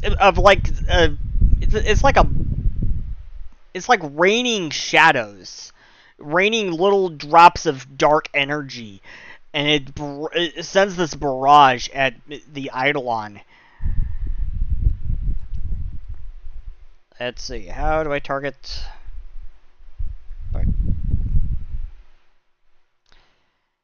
Eidolon has an armor class of 25. Okay, it hits with a 28.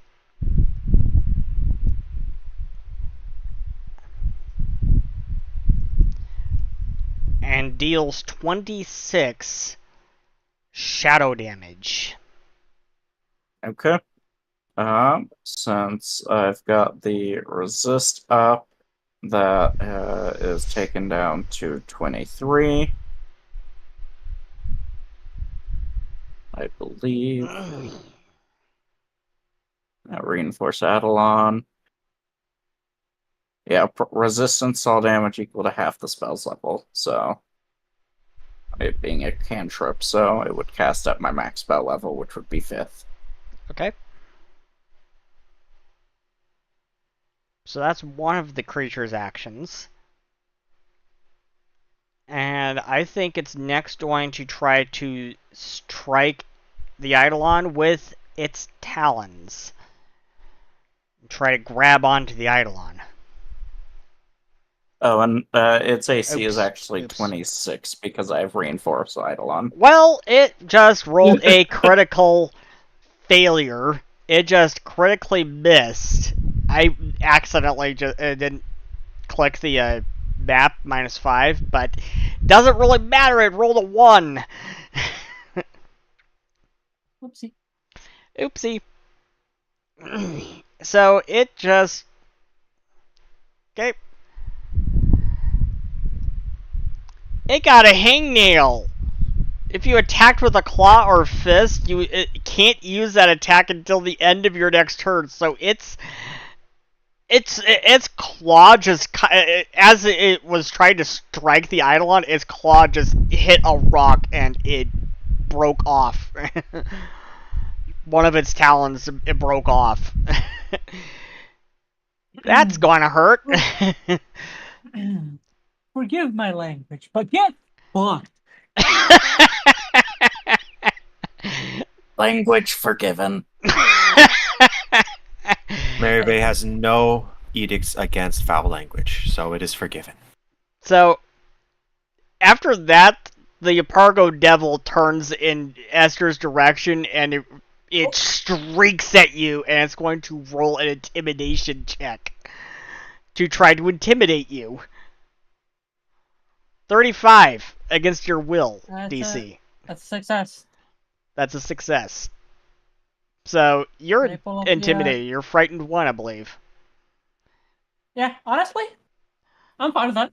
That's an entire action to give me one party member a -1. I am okay with that. Okay, so Ryzen, it is your turn.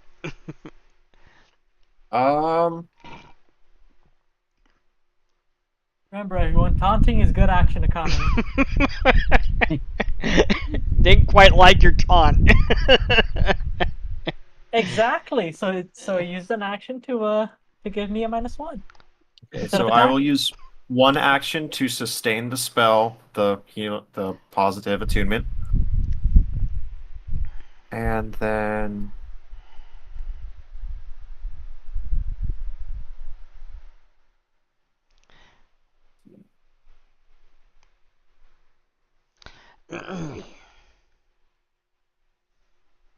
Alrighty.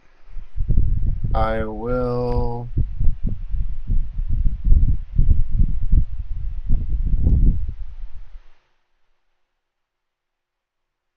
Oh, by the way, I think we forgot to use the positive attunement.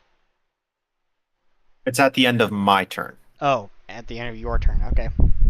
Yes. Yeah, never mind.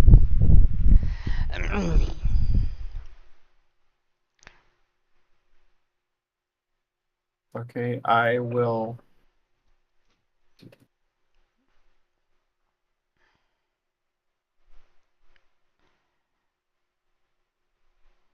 That does splash damage. I don't want to do that. No, you don't want to hit Bastille too. I don't want to hit the Eidolon. The Eidolon would still hit Bastille because they share HP. Oh yeah. I will attempt to use my other 2 actions to Tanglefoot the Apargo Devil thing. Yes. So I attempt a spell attack. Let me. Okay. Can you link that in chat? Yeah, I'm pulling up right now.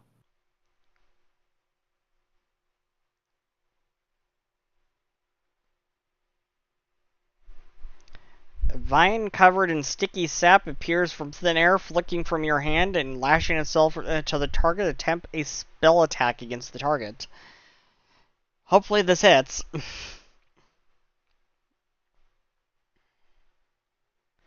That hits. That just hits. That is a success. It has a -10-foot penalty to all of its speeds, and it can attempt to escape to remove the penalty. Okay. And this lasts for 1 minute.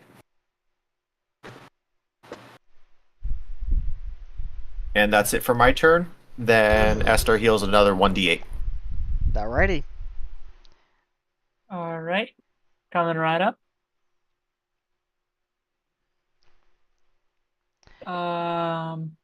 Okay. It is Bastille's turn. Okay. So tandem action, lifelink surge. Well, first of all, I regain 2 hit points, I believe, because I am made of living metal. Let me check just to verify it is 2. Once I find.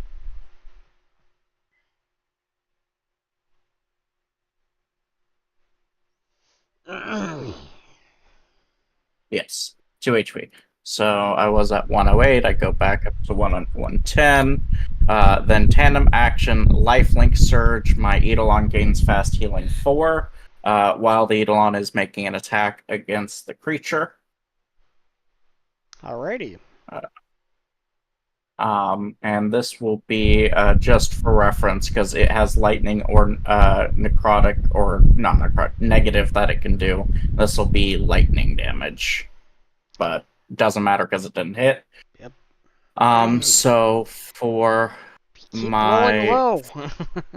yeah, so for my second action, I am going to cast Protect Companion on my Eidolon. So since this is heightened plus 4, let's see. You can choose to lower the damage reduction. Yeah, so it has a 30 HP shield, in which I will instead take 15 damage as it melts through. Alrighty. And then last action, the Eidolon will try and attack again. With a map. Yes. Let's see here. I was up for 20. For viewers at home, map is simply slang for multiple attack penalty. Every additional attack a creature makes on their turn comes with a penalty, a -5 for the first one and -10 for the second one. Well, we know 28 doesn't hit, so. Yep. That's unfortunate. Is my turn. Esther. All right, so I'm gonna use one action.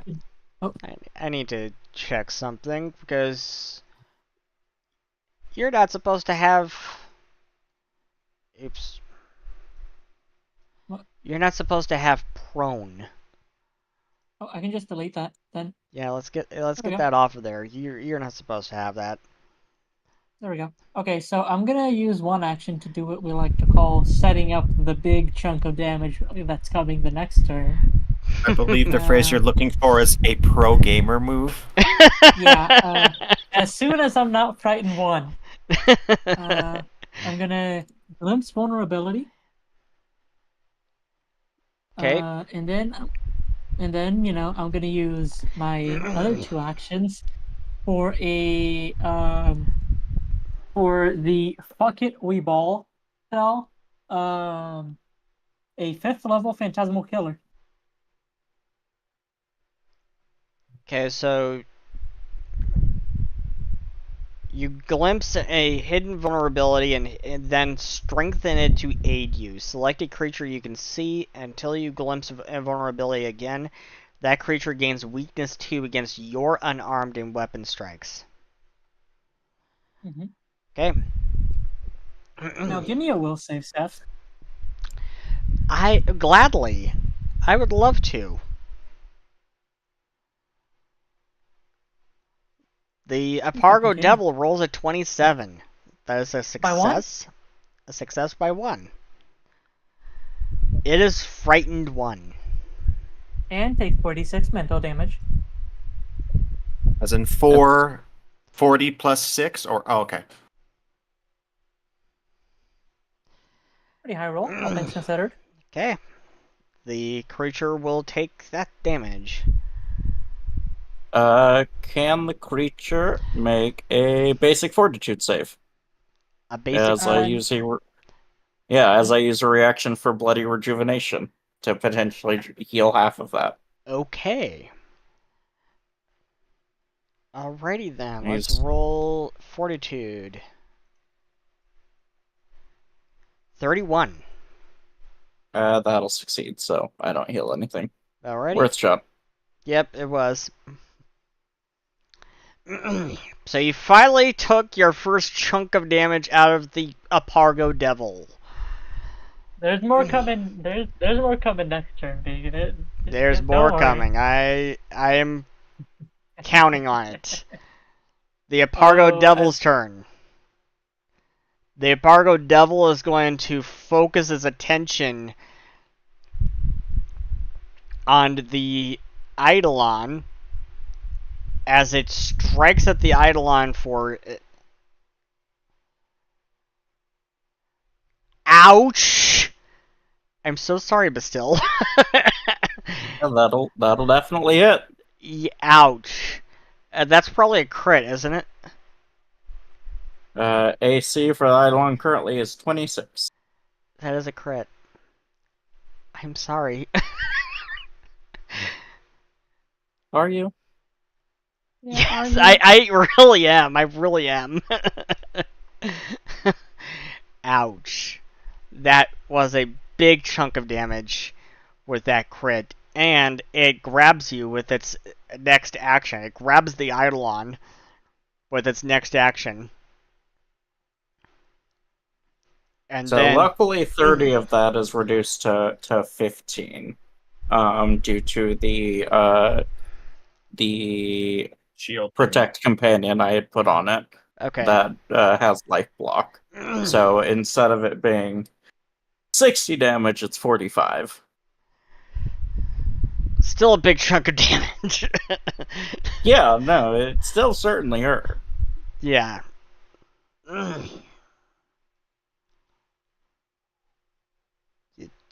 Yeah, that hurt. So it's now going to sink its fangs into the Eidolon. 28. Yeah, that'll hit. And now with Drain Life, when a creature makes a successful Fangs strike, it begins to drink the victim's Mistia life force. The target creature makes a Fortitude saving throw or becomes drained 1. So I'm going to roll the damage. That's 23 more damage. Love to see Doesn't it. it I'm at need to make the save first? The save comes after, Oh, okay. and this is a free action, I believe. No, that's not a free action. No, it's a single action. It's a say this single is action. free action. No, it's a single action, so it will do that next turn. And it had the multi. Okay, yeah, it did have the multi attack penalty. Yep. Okay, so I don't need to make the fortitude save right now. Or I do. Nope. Nope, not this turn. Ryzen, what are you going to do? Your Tanglefoot just expired. It lasts a minute. It lasts a minute, huh? Yes, because it's heightened. Why did it go and expire? You should be back on there.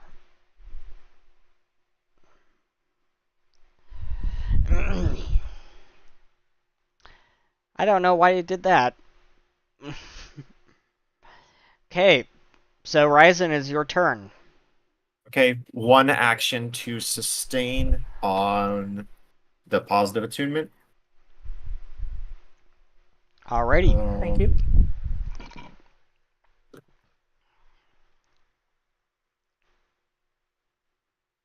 This thing is clearly designed for a whole party to be here.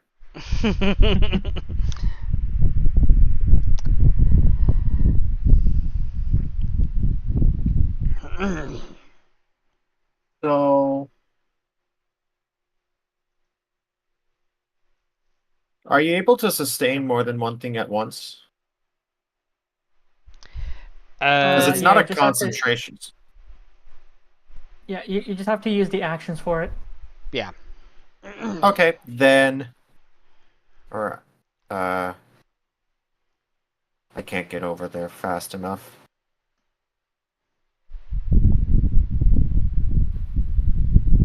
So 5, 10, 15, 20. So that's my second action.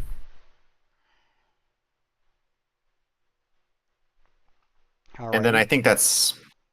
I'll actually use my last action to go the other 10. Alrighty. Let That'll the be my turn. Eidolon tank this thing.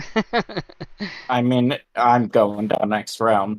I have 42 health left. Alright. At the end of Ryzen's turn, roll the d8.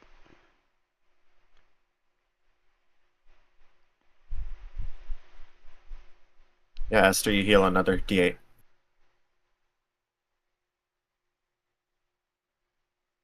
I'm trying to get within range of healing you. I'm just slow. It's okay.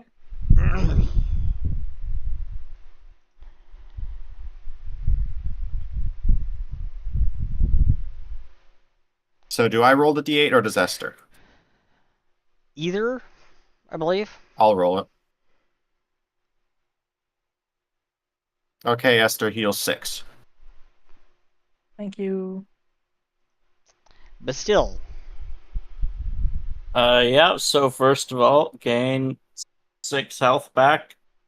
So from 42, answer the life, the universe, and everything to 48. Not that it'll make much difference. Let's see here.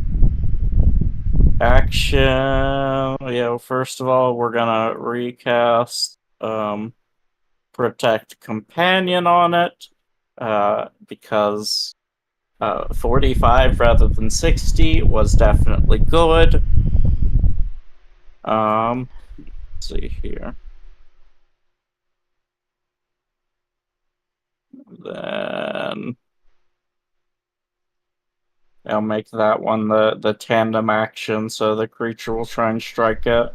So Eidolon will try and strike it. Once alrighty. again with lightning, should it happen to hit. But it should not. Rolls low again. Damn. Let's see here. Second action. You wasted all the good rolls at the start. I didn't have any. I had okay rolls, but I didn't have any real good rolls myself. I haven't had critical. It's okay. I took the initiative and used them for you. Can I have those back? No refunds.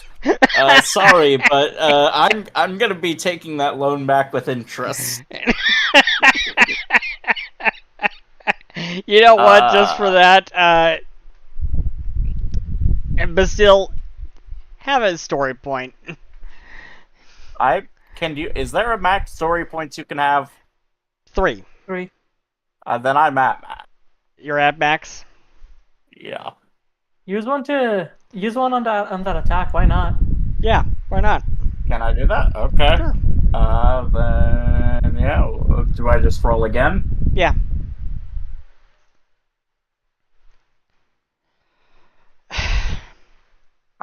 Yeah. Slightly better. This is where we're at. This is the world we live in. Come on, dice. For now, we're gonna die here. We're gonna die here. That's like, I hope you're hoping for a total party wipe. I was definitely not. I promise. Well, that's what's gonna happen. I don't know what to tell you.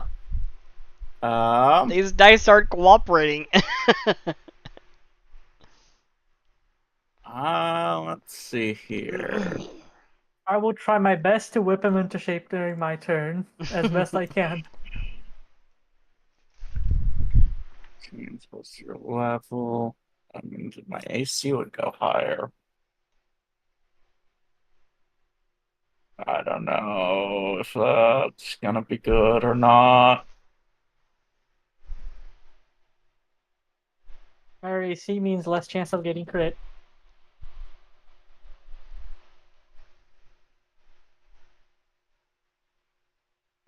Yeah,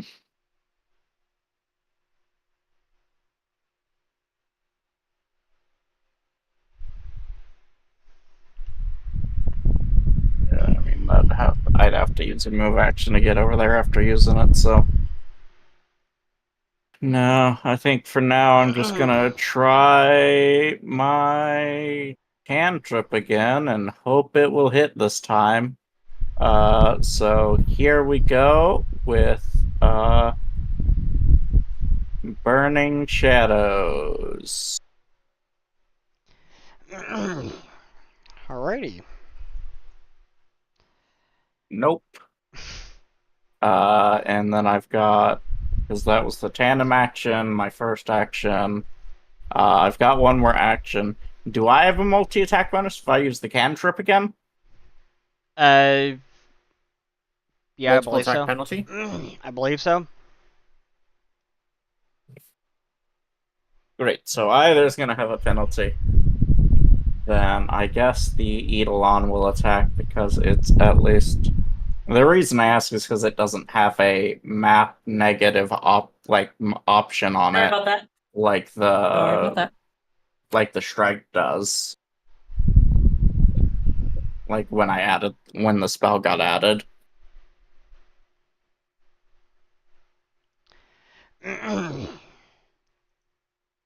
I'm back. Yeah, so Welcome I back. think it's anything with the attack action, because I know it affects escapes, Yeah. it affects grapples, Yeah. that kind of stuff. Okay. Anything with Well, the attack Or attack trait. The attack trait. Well, then I guess I'm gonna have my homunculus attack because the chances of me hitting it are The Eidolon? extremely slim. Yeah. So here we go. Hope for a better roll. Nope. Cough, Jesus. cough, story point, cough, cough. I mean, even if I use the story point, it's at a -5 to it, so the chances of true. hitting are slim. Yeah. This thing's AC is insane. a 10 on the roll wouldn't hit without the multi-attack bonus. Okay. Esther, you promised me some big action this turn. You guys need to see you guys should see my face right now. First action, I'm going to cast True Strike. A glimpse into the future then- ensures your next blow strikes true. The next time you make an attack roll before the end of your turn, roll the attack twice and use the better result. The attack ignores circumstance penalties to the attack roll and any flat check required due to the target being concealed or hidden. And then I'm gonna use Beast Spell Weapon on my spell gun specifically, which is loaded with a Spell Strike ammunition from earlier. Okay. And I just want to mention that this is gonna be a gunshot that is gonna cost 180 gold. So I just want to reface that. This is going to be expensive. Yeah, and let's see how that investment was, shall we? Cough, cough, story point, cough, cough. Yeah, is that a story point? Is that a story point I hear? That's weird. It's a very expensive story point. Yeah. There you Oh, go. thank God. That is a hit. Thank Okay. God. So that is going to heal first. Hang on, let me pull up the damage for the spell gun first. So it is going to deal 76 fire damage. Jeez. Then 34 persistent fire damage. Which isn't rolling. There we go. Okay, it's just not gonna. Whatever. Then. It's persistent, so it will apply at the correct times. Yeah, then. However much telekinetic projectile is gonna be. So And 32 then- plus 28 would be 60. Mm-hmm. Then plus Or no.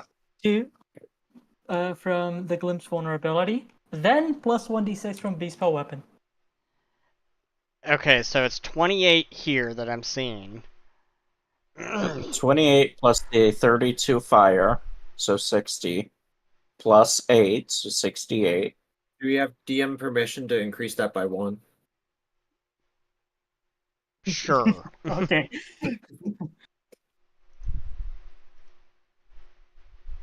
And it's taking persistent fire. Also, I taking want him to persistent make fire. a fortitude save.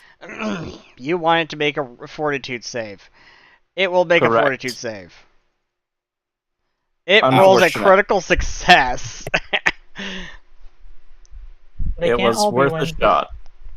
But I feel like I kind of have an obligation to describe the Yes, to you do. describe the flavor Please. of Please. Because I just took out half of the boss's health bar. Yes, please So describe this. Esther, as soon as she leaves from being frightened, she like takes a deep breath and casts True Strike, which gives like a somewhat of an after vision of the creature which she aims for, and that after vision goes toward her weapon itself and bespells it. And there's this like charge of red light that comes that comes from it before it fires out. And with the pull of the trigger, slings multiple rocks from around the room onto this thing, which all hit at once, all around it, and set it ablaze. Nice. And she kind of like exclaims, "That'll teach you, fucker." Yeah, I'm not sure the Apargo Devil is particularly abused. That's your turn, right? Yep. The Apargo Devil's turn. It's going to drink life from the Eidolon. Also, bad news, guys. I don't know what I'm gonna do for the second half. Sorry, the second half of that bar, but So, the Eidolon or Basil make a Fortitude save. Okay.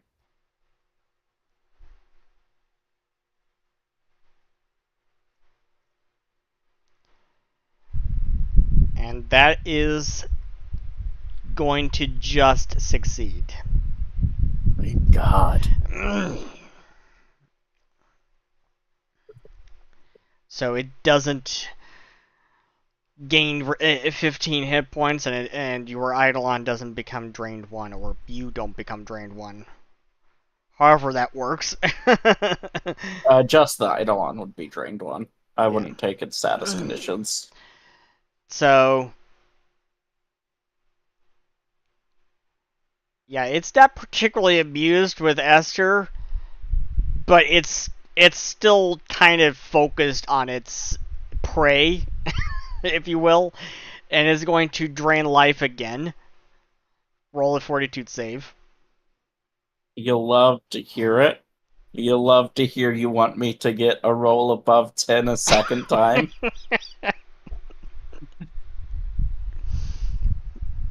Hopefully you can make it. What did I tell you? I'm using a story point. make sure you always have at least one, because you can use it. Yeah, because you can use all of your hero points to exit the dying state.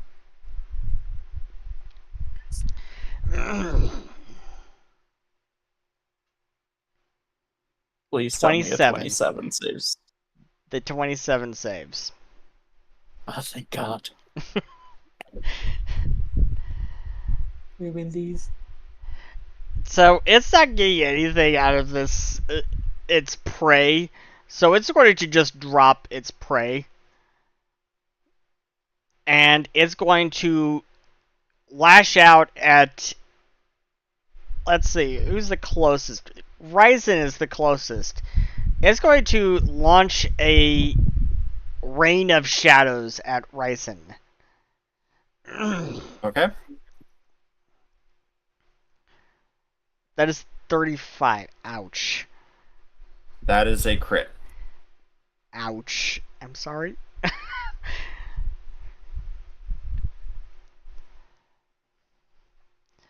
It blasts you with 38. Okay. And that is its turn.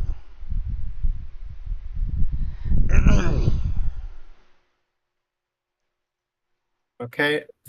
And I'm up next, right?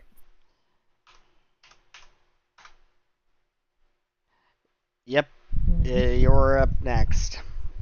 Okay, Bryson? one action to sustain the positive attunement. I'm gonna get that And Tanglefoot back on there. I don't know why it keeps leaving. And the positive attunement, by the way, is sustained up to a minute. I think we're on. I don't remember what round we're on.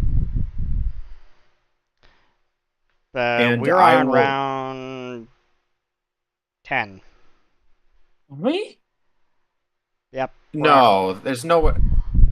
There's no way that How According do to the rounds tracker, work? you're on round 10. How do rounds work? Is it when everyone's had a turn? Because we Yeah. definitely haven't Yeah. had 10 turns. Yeah, no, There's no way. We've had like There 4 is- turns. yeah, there's zero shot that Okay, there's been rounds. I'll reset I would it. full on be dead. Oops. We would all be dead. I thought that was going to reset the... I'm sorry. I thought that was going to reset the rounds. It's okay. I remember the initiative order. Okay. Put everyone back to where you're supposed to be. Thank you. But still, you went after Ryzen, right?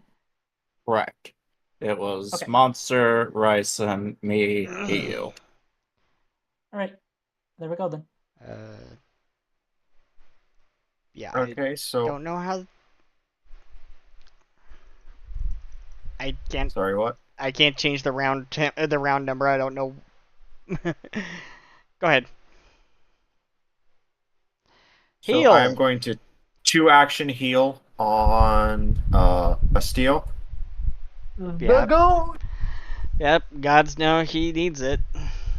Yeah, this is the. I'm going to be using one of the 3 max level spell slot ones that I get from being a cleric. Alrighty. So that One would of be your a fifth. your divine fonts, which that's actually getting changed, by the way. Is it? Yeah, the divine fonts getting it's getting a quality of life change. It's not going to be based on charisma anymore. Oh, okay, that makes sense. You scared me for a second. I thought it was gonna get nerfed. So that will be, since it's 5th level, that will be 5d8 plus 40. Yep. I'll take it. All right. Yep. 2-action heal. There you go. You'll hear no complaints from Bastille. So. Okay. So you heal 57. 57. I'm so sorry on those D8s. Yeah, but it's still 57 hit points. It is still. I certainly appreciate it nonetheless. There you go. This 57. is why I'm a cleric. Okay, and that is my turn. Esther heals 1d8. 1d8 for Esther. Yes. So if we think about it, we've got the first turn, Esther nearly died. The second turn, nothing super eventful happened, I think. The third turn, Bastille nearly died. Yeah, it was at 47, so with that... Or 48, so with that 57, I'm at 105. And then I'm just trying to figure out how many turns it's been. Yeah. So, but still, it is your move.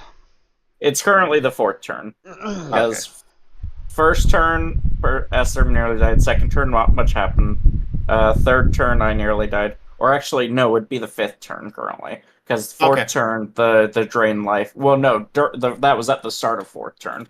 4th turn, drain life happened. Then your turn, and now it's currently my turn. So we're on round 4 currently. Okay. And yeah, so first of all,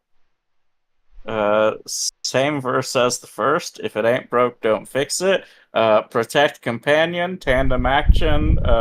Eidolon's gonna try and hit this thing. Hope it hits. For the love of God. For the love of the gods, please. Roll high. Roll More than There its you height. go! There you go! And let's see what the crit hit deck says. What kind of attack is this? Is it bludgeoning, piercing, slashing, or a spell? This is lightning.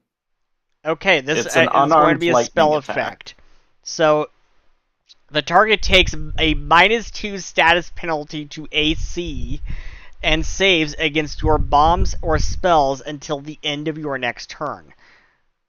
Fantastic. So, it's got a -2 status penalty to your spells until the end of your next turn. Awesome. And a -2 AC bonus. Roll your damage. Yes. And then I've got the weapon has fatal. So on a critical hit, it goes to a D10. Well, let's see if it auto does it. It might not. It did it. Oh, hey, it does. Cool. 40. Nice. There you go. So, yep. And then let's see here. Next, since he's got that -2, let's try my burning shadows again.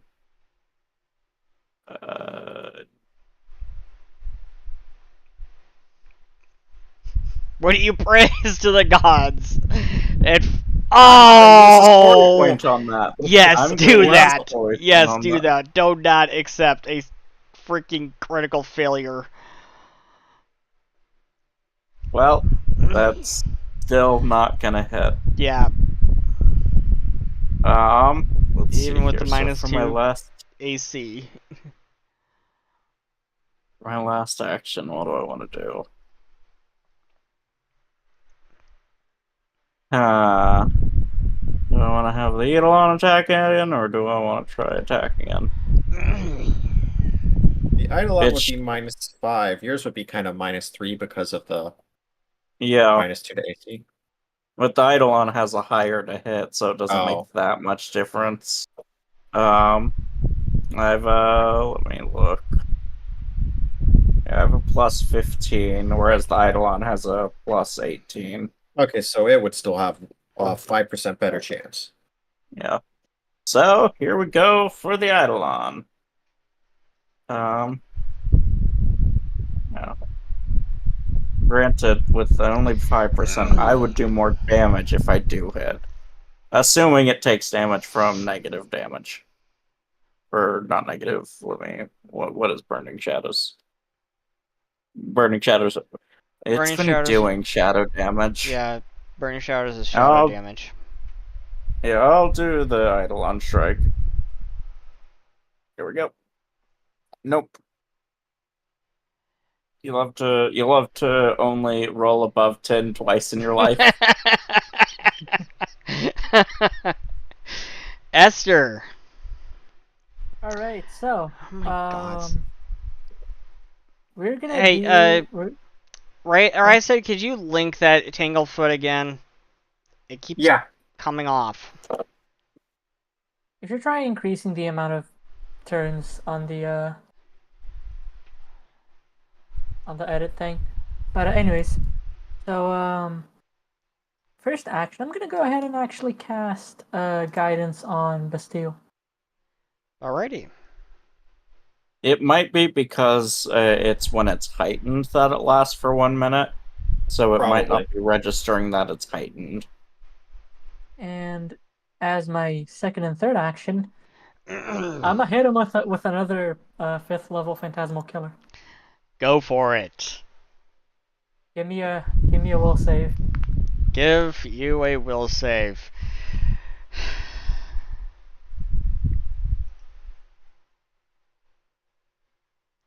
It fails. So 8. So is that 10d6 mental damage that I hear? The Apargo Devil is actually immune to being frightened, unfortunately. Well, still taking that L on the mental damage though. But that's good to know. Is that another fortitude save I hear? Oh, I that think it sounds is. like a fortitude save for me. Nope. 28. One day it'll fail that 25 DC. One day it'll roll a 1 or a 2. One can hope. And on that day, I'll heal half that damage.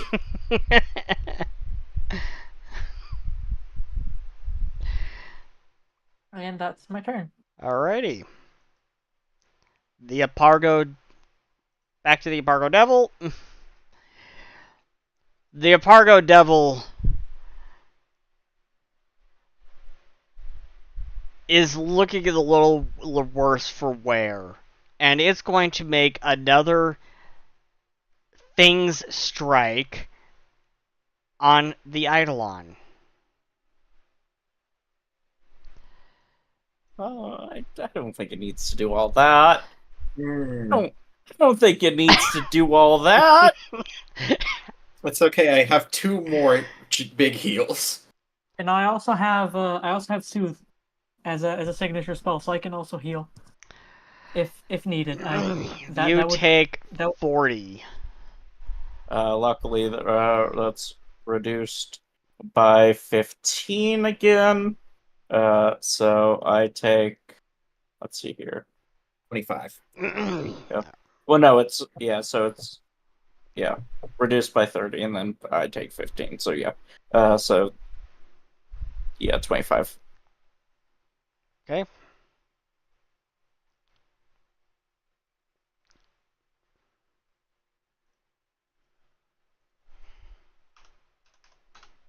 I am down to 86. Alrighty.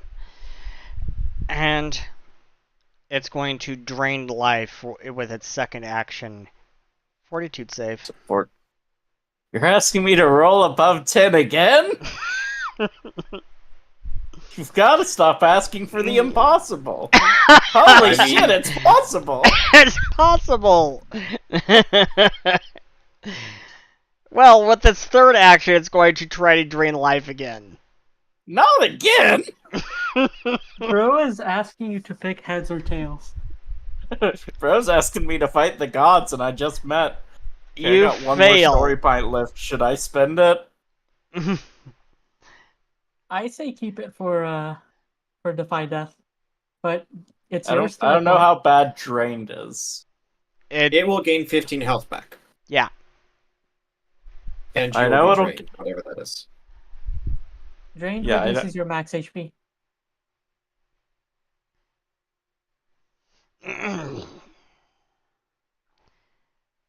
So is By it the way, a story healing is point or kinda not? bad.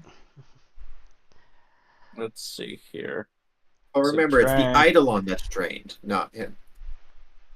How does that work? I mean, but we share hit points, so. Oh, true. Yeah.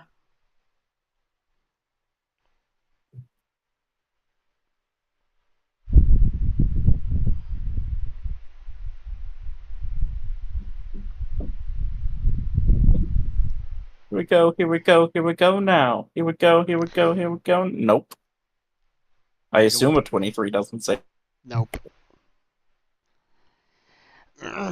Unfortunately, it is now drained 1, and the Apargo Devil now regains 15 health. And that is its turn. 4 instead of 134. Now, fortunately for you, draining life from a creature that's already drained will not restore any more HP, so it would be kind of pointless to do that another time. So, Ryzen. Okay. 1 action, sustain the healing. And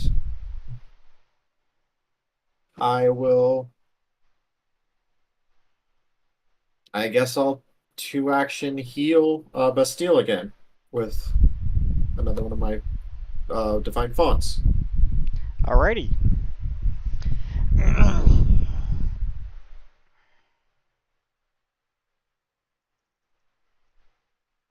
You heal 63. 63. Fantastic. That takes me up to my current full that I can have. And that's my turn. And Esther heals another D8. So this should be turn 6.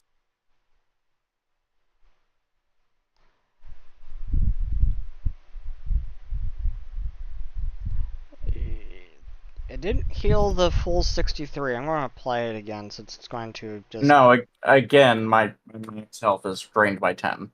Currently. Oh, right. I reduced it again manually. Okay. So, it is Bastille's turn. Is that right? All right. Yes. So let's see here. We're gonna try something a little bit different here. First of all, well, I don't gain 6 health back because I'm drained. I'm at max. So, we're still going to cast the Protect Companion, but I'm not doing the tandem action on that. Instead, I'm doing Reinforce Eidolon, or not Reinforce, Boost Eidolon, and then doing the tandem action with that one, which gives it a... Let's see here. So since it attacks with more than one weapon die, it gets a +4 bonus to its attack. Alrighty. Crit. Remember, you have guidance. What kind of crit? Success or fail? So this will be a success. +5 to it. We wanted success. Actions. I don't know, the more crit fails, the more useful I feel.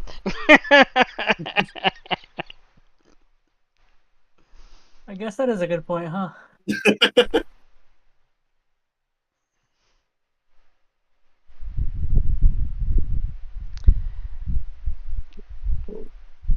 Go Bastille, go Bastille, go Bastille, go Bastille, go Bastille. 31, that is going to hit. It's not a crit, but it's going to hit. Well, it didn't include the +5, so that it'd actually be 36. 36? Even though I put still not a crit, but it's still a hit. Worth a shot. Okay. So this will be lightning damage again, so 12 lightning damage. And then multi-attack tries again. Luckily, instead of at a minus... let's see here. Why didn't it do that the first time? And the guidance only applies once, correct? Yeah. Just verifying. Or... let's see. Oh, I need to click add. Okay, now I understand. I thought that was just when you add more than one. Oh. Well, per the so usual, I can't roll above 10, so... I'm only allowed to roll above 10 once per turn. Your dice hate you. So that's what that means is you need to do saving throw these stuff. are... No, you take those we're talking about. These aren't my dice. These are your dice. This is your table. These are not my physical dice. My physical dice and my table's dice love me. Your dice hate me. I think you hit a sensitive spot there, Seth. I guess so.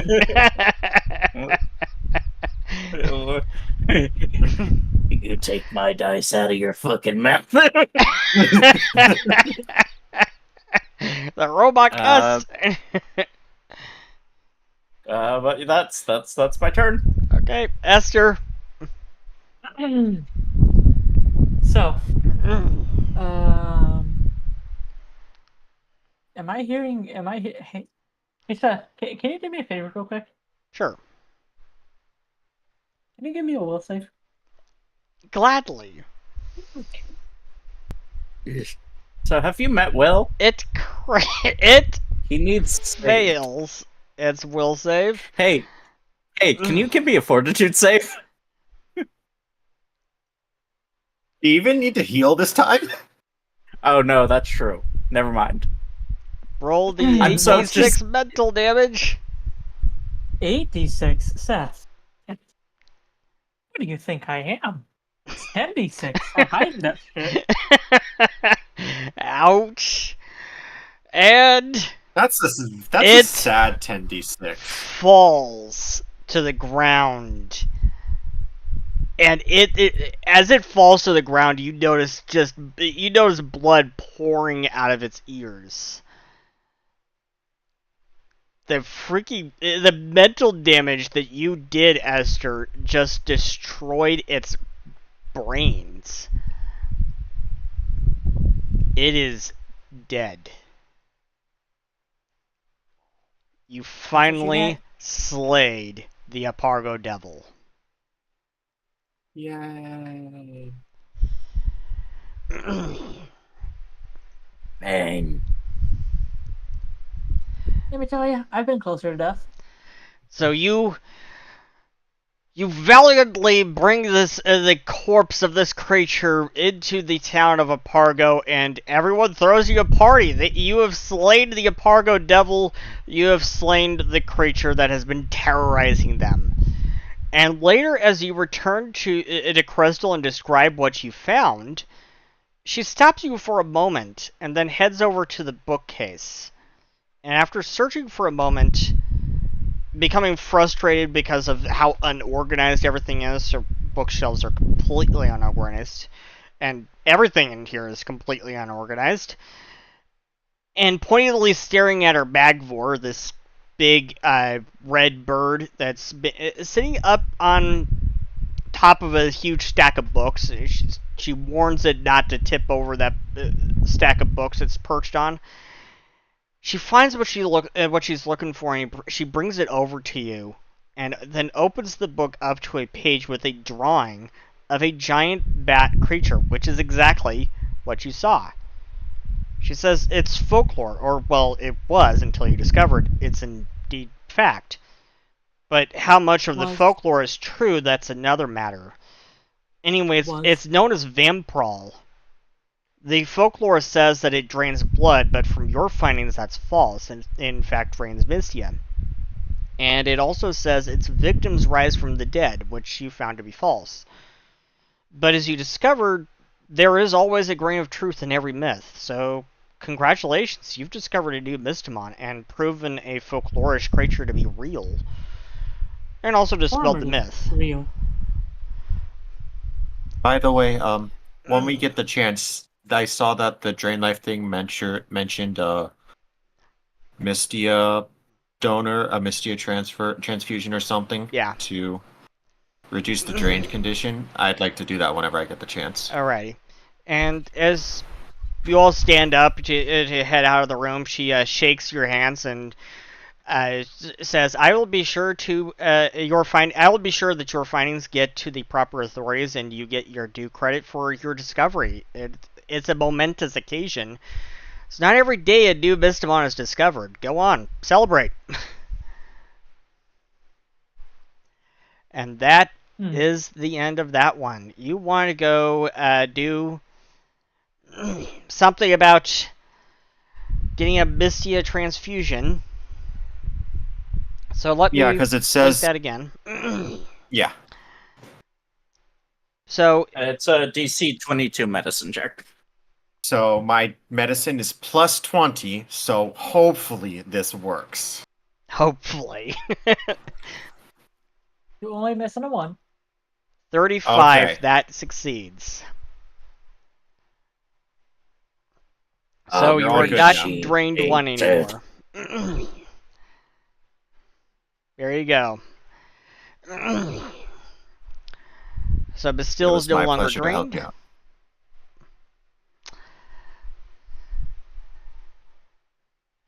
And appreciated.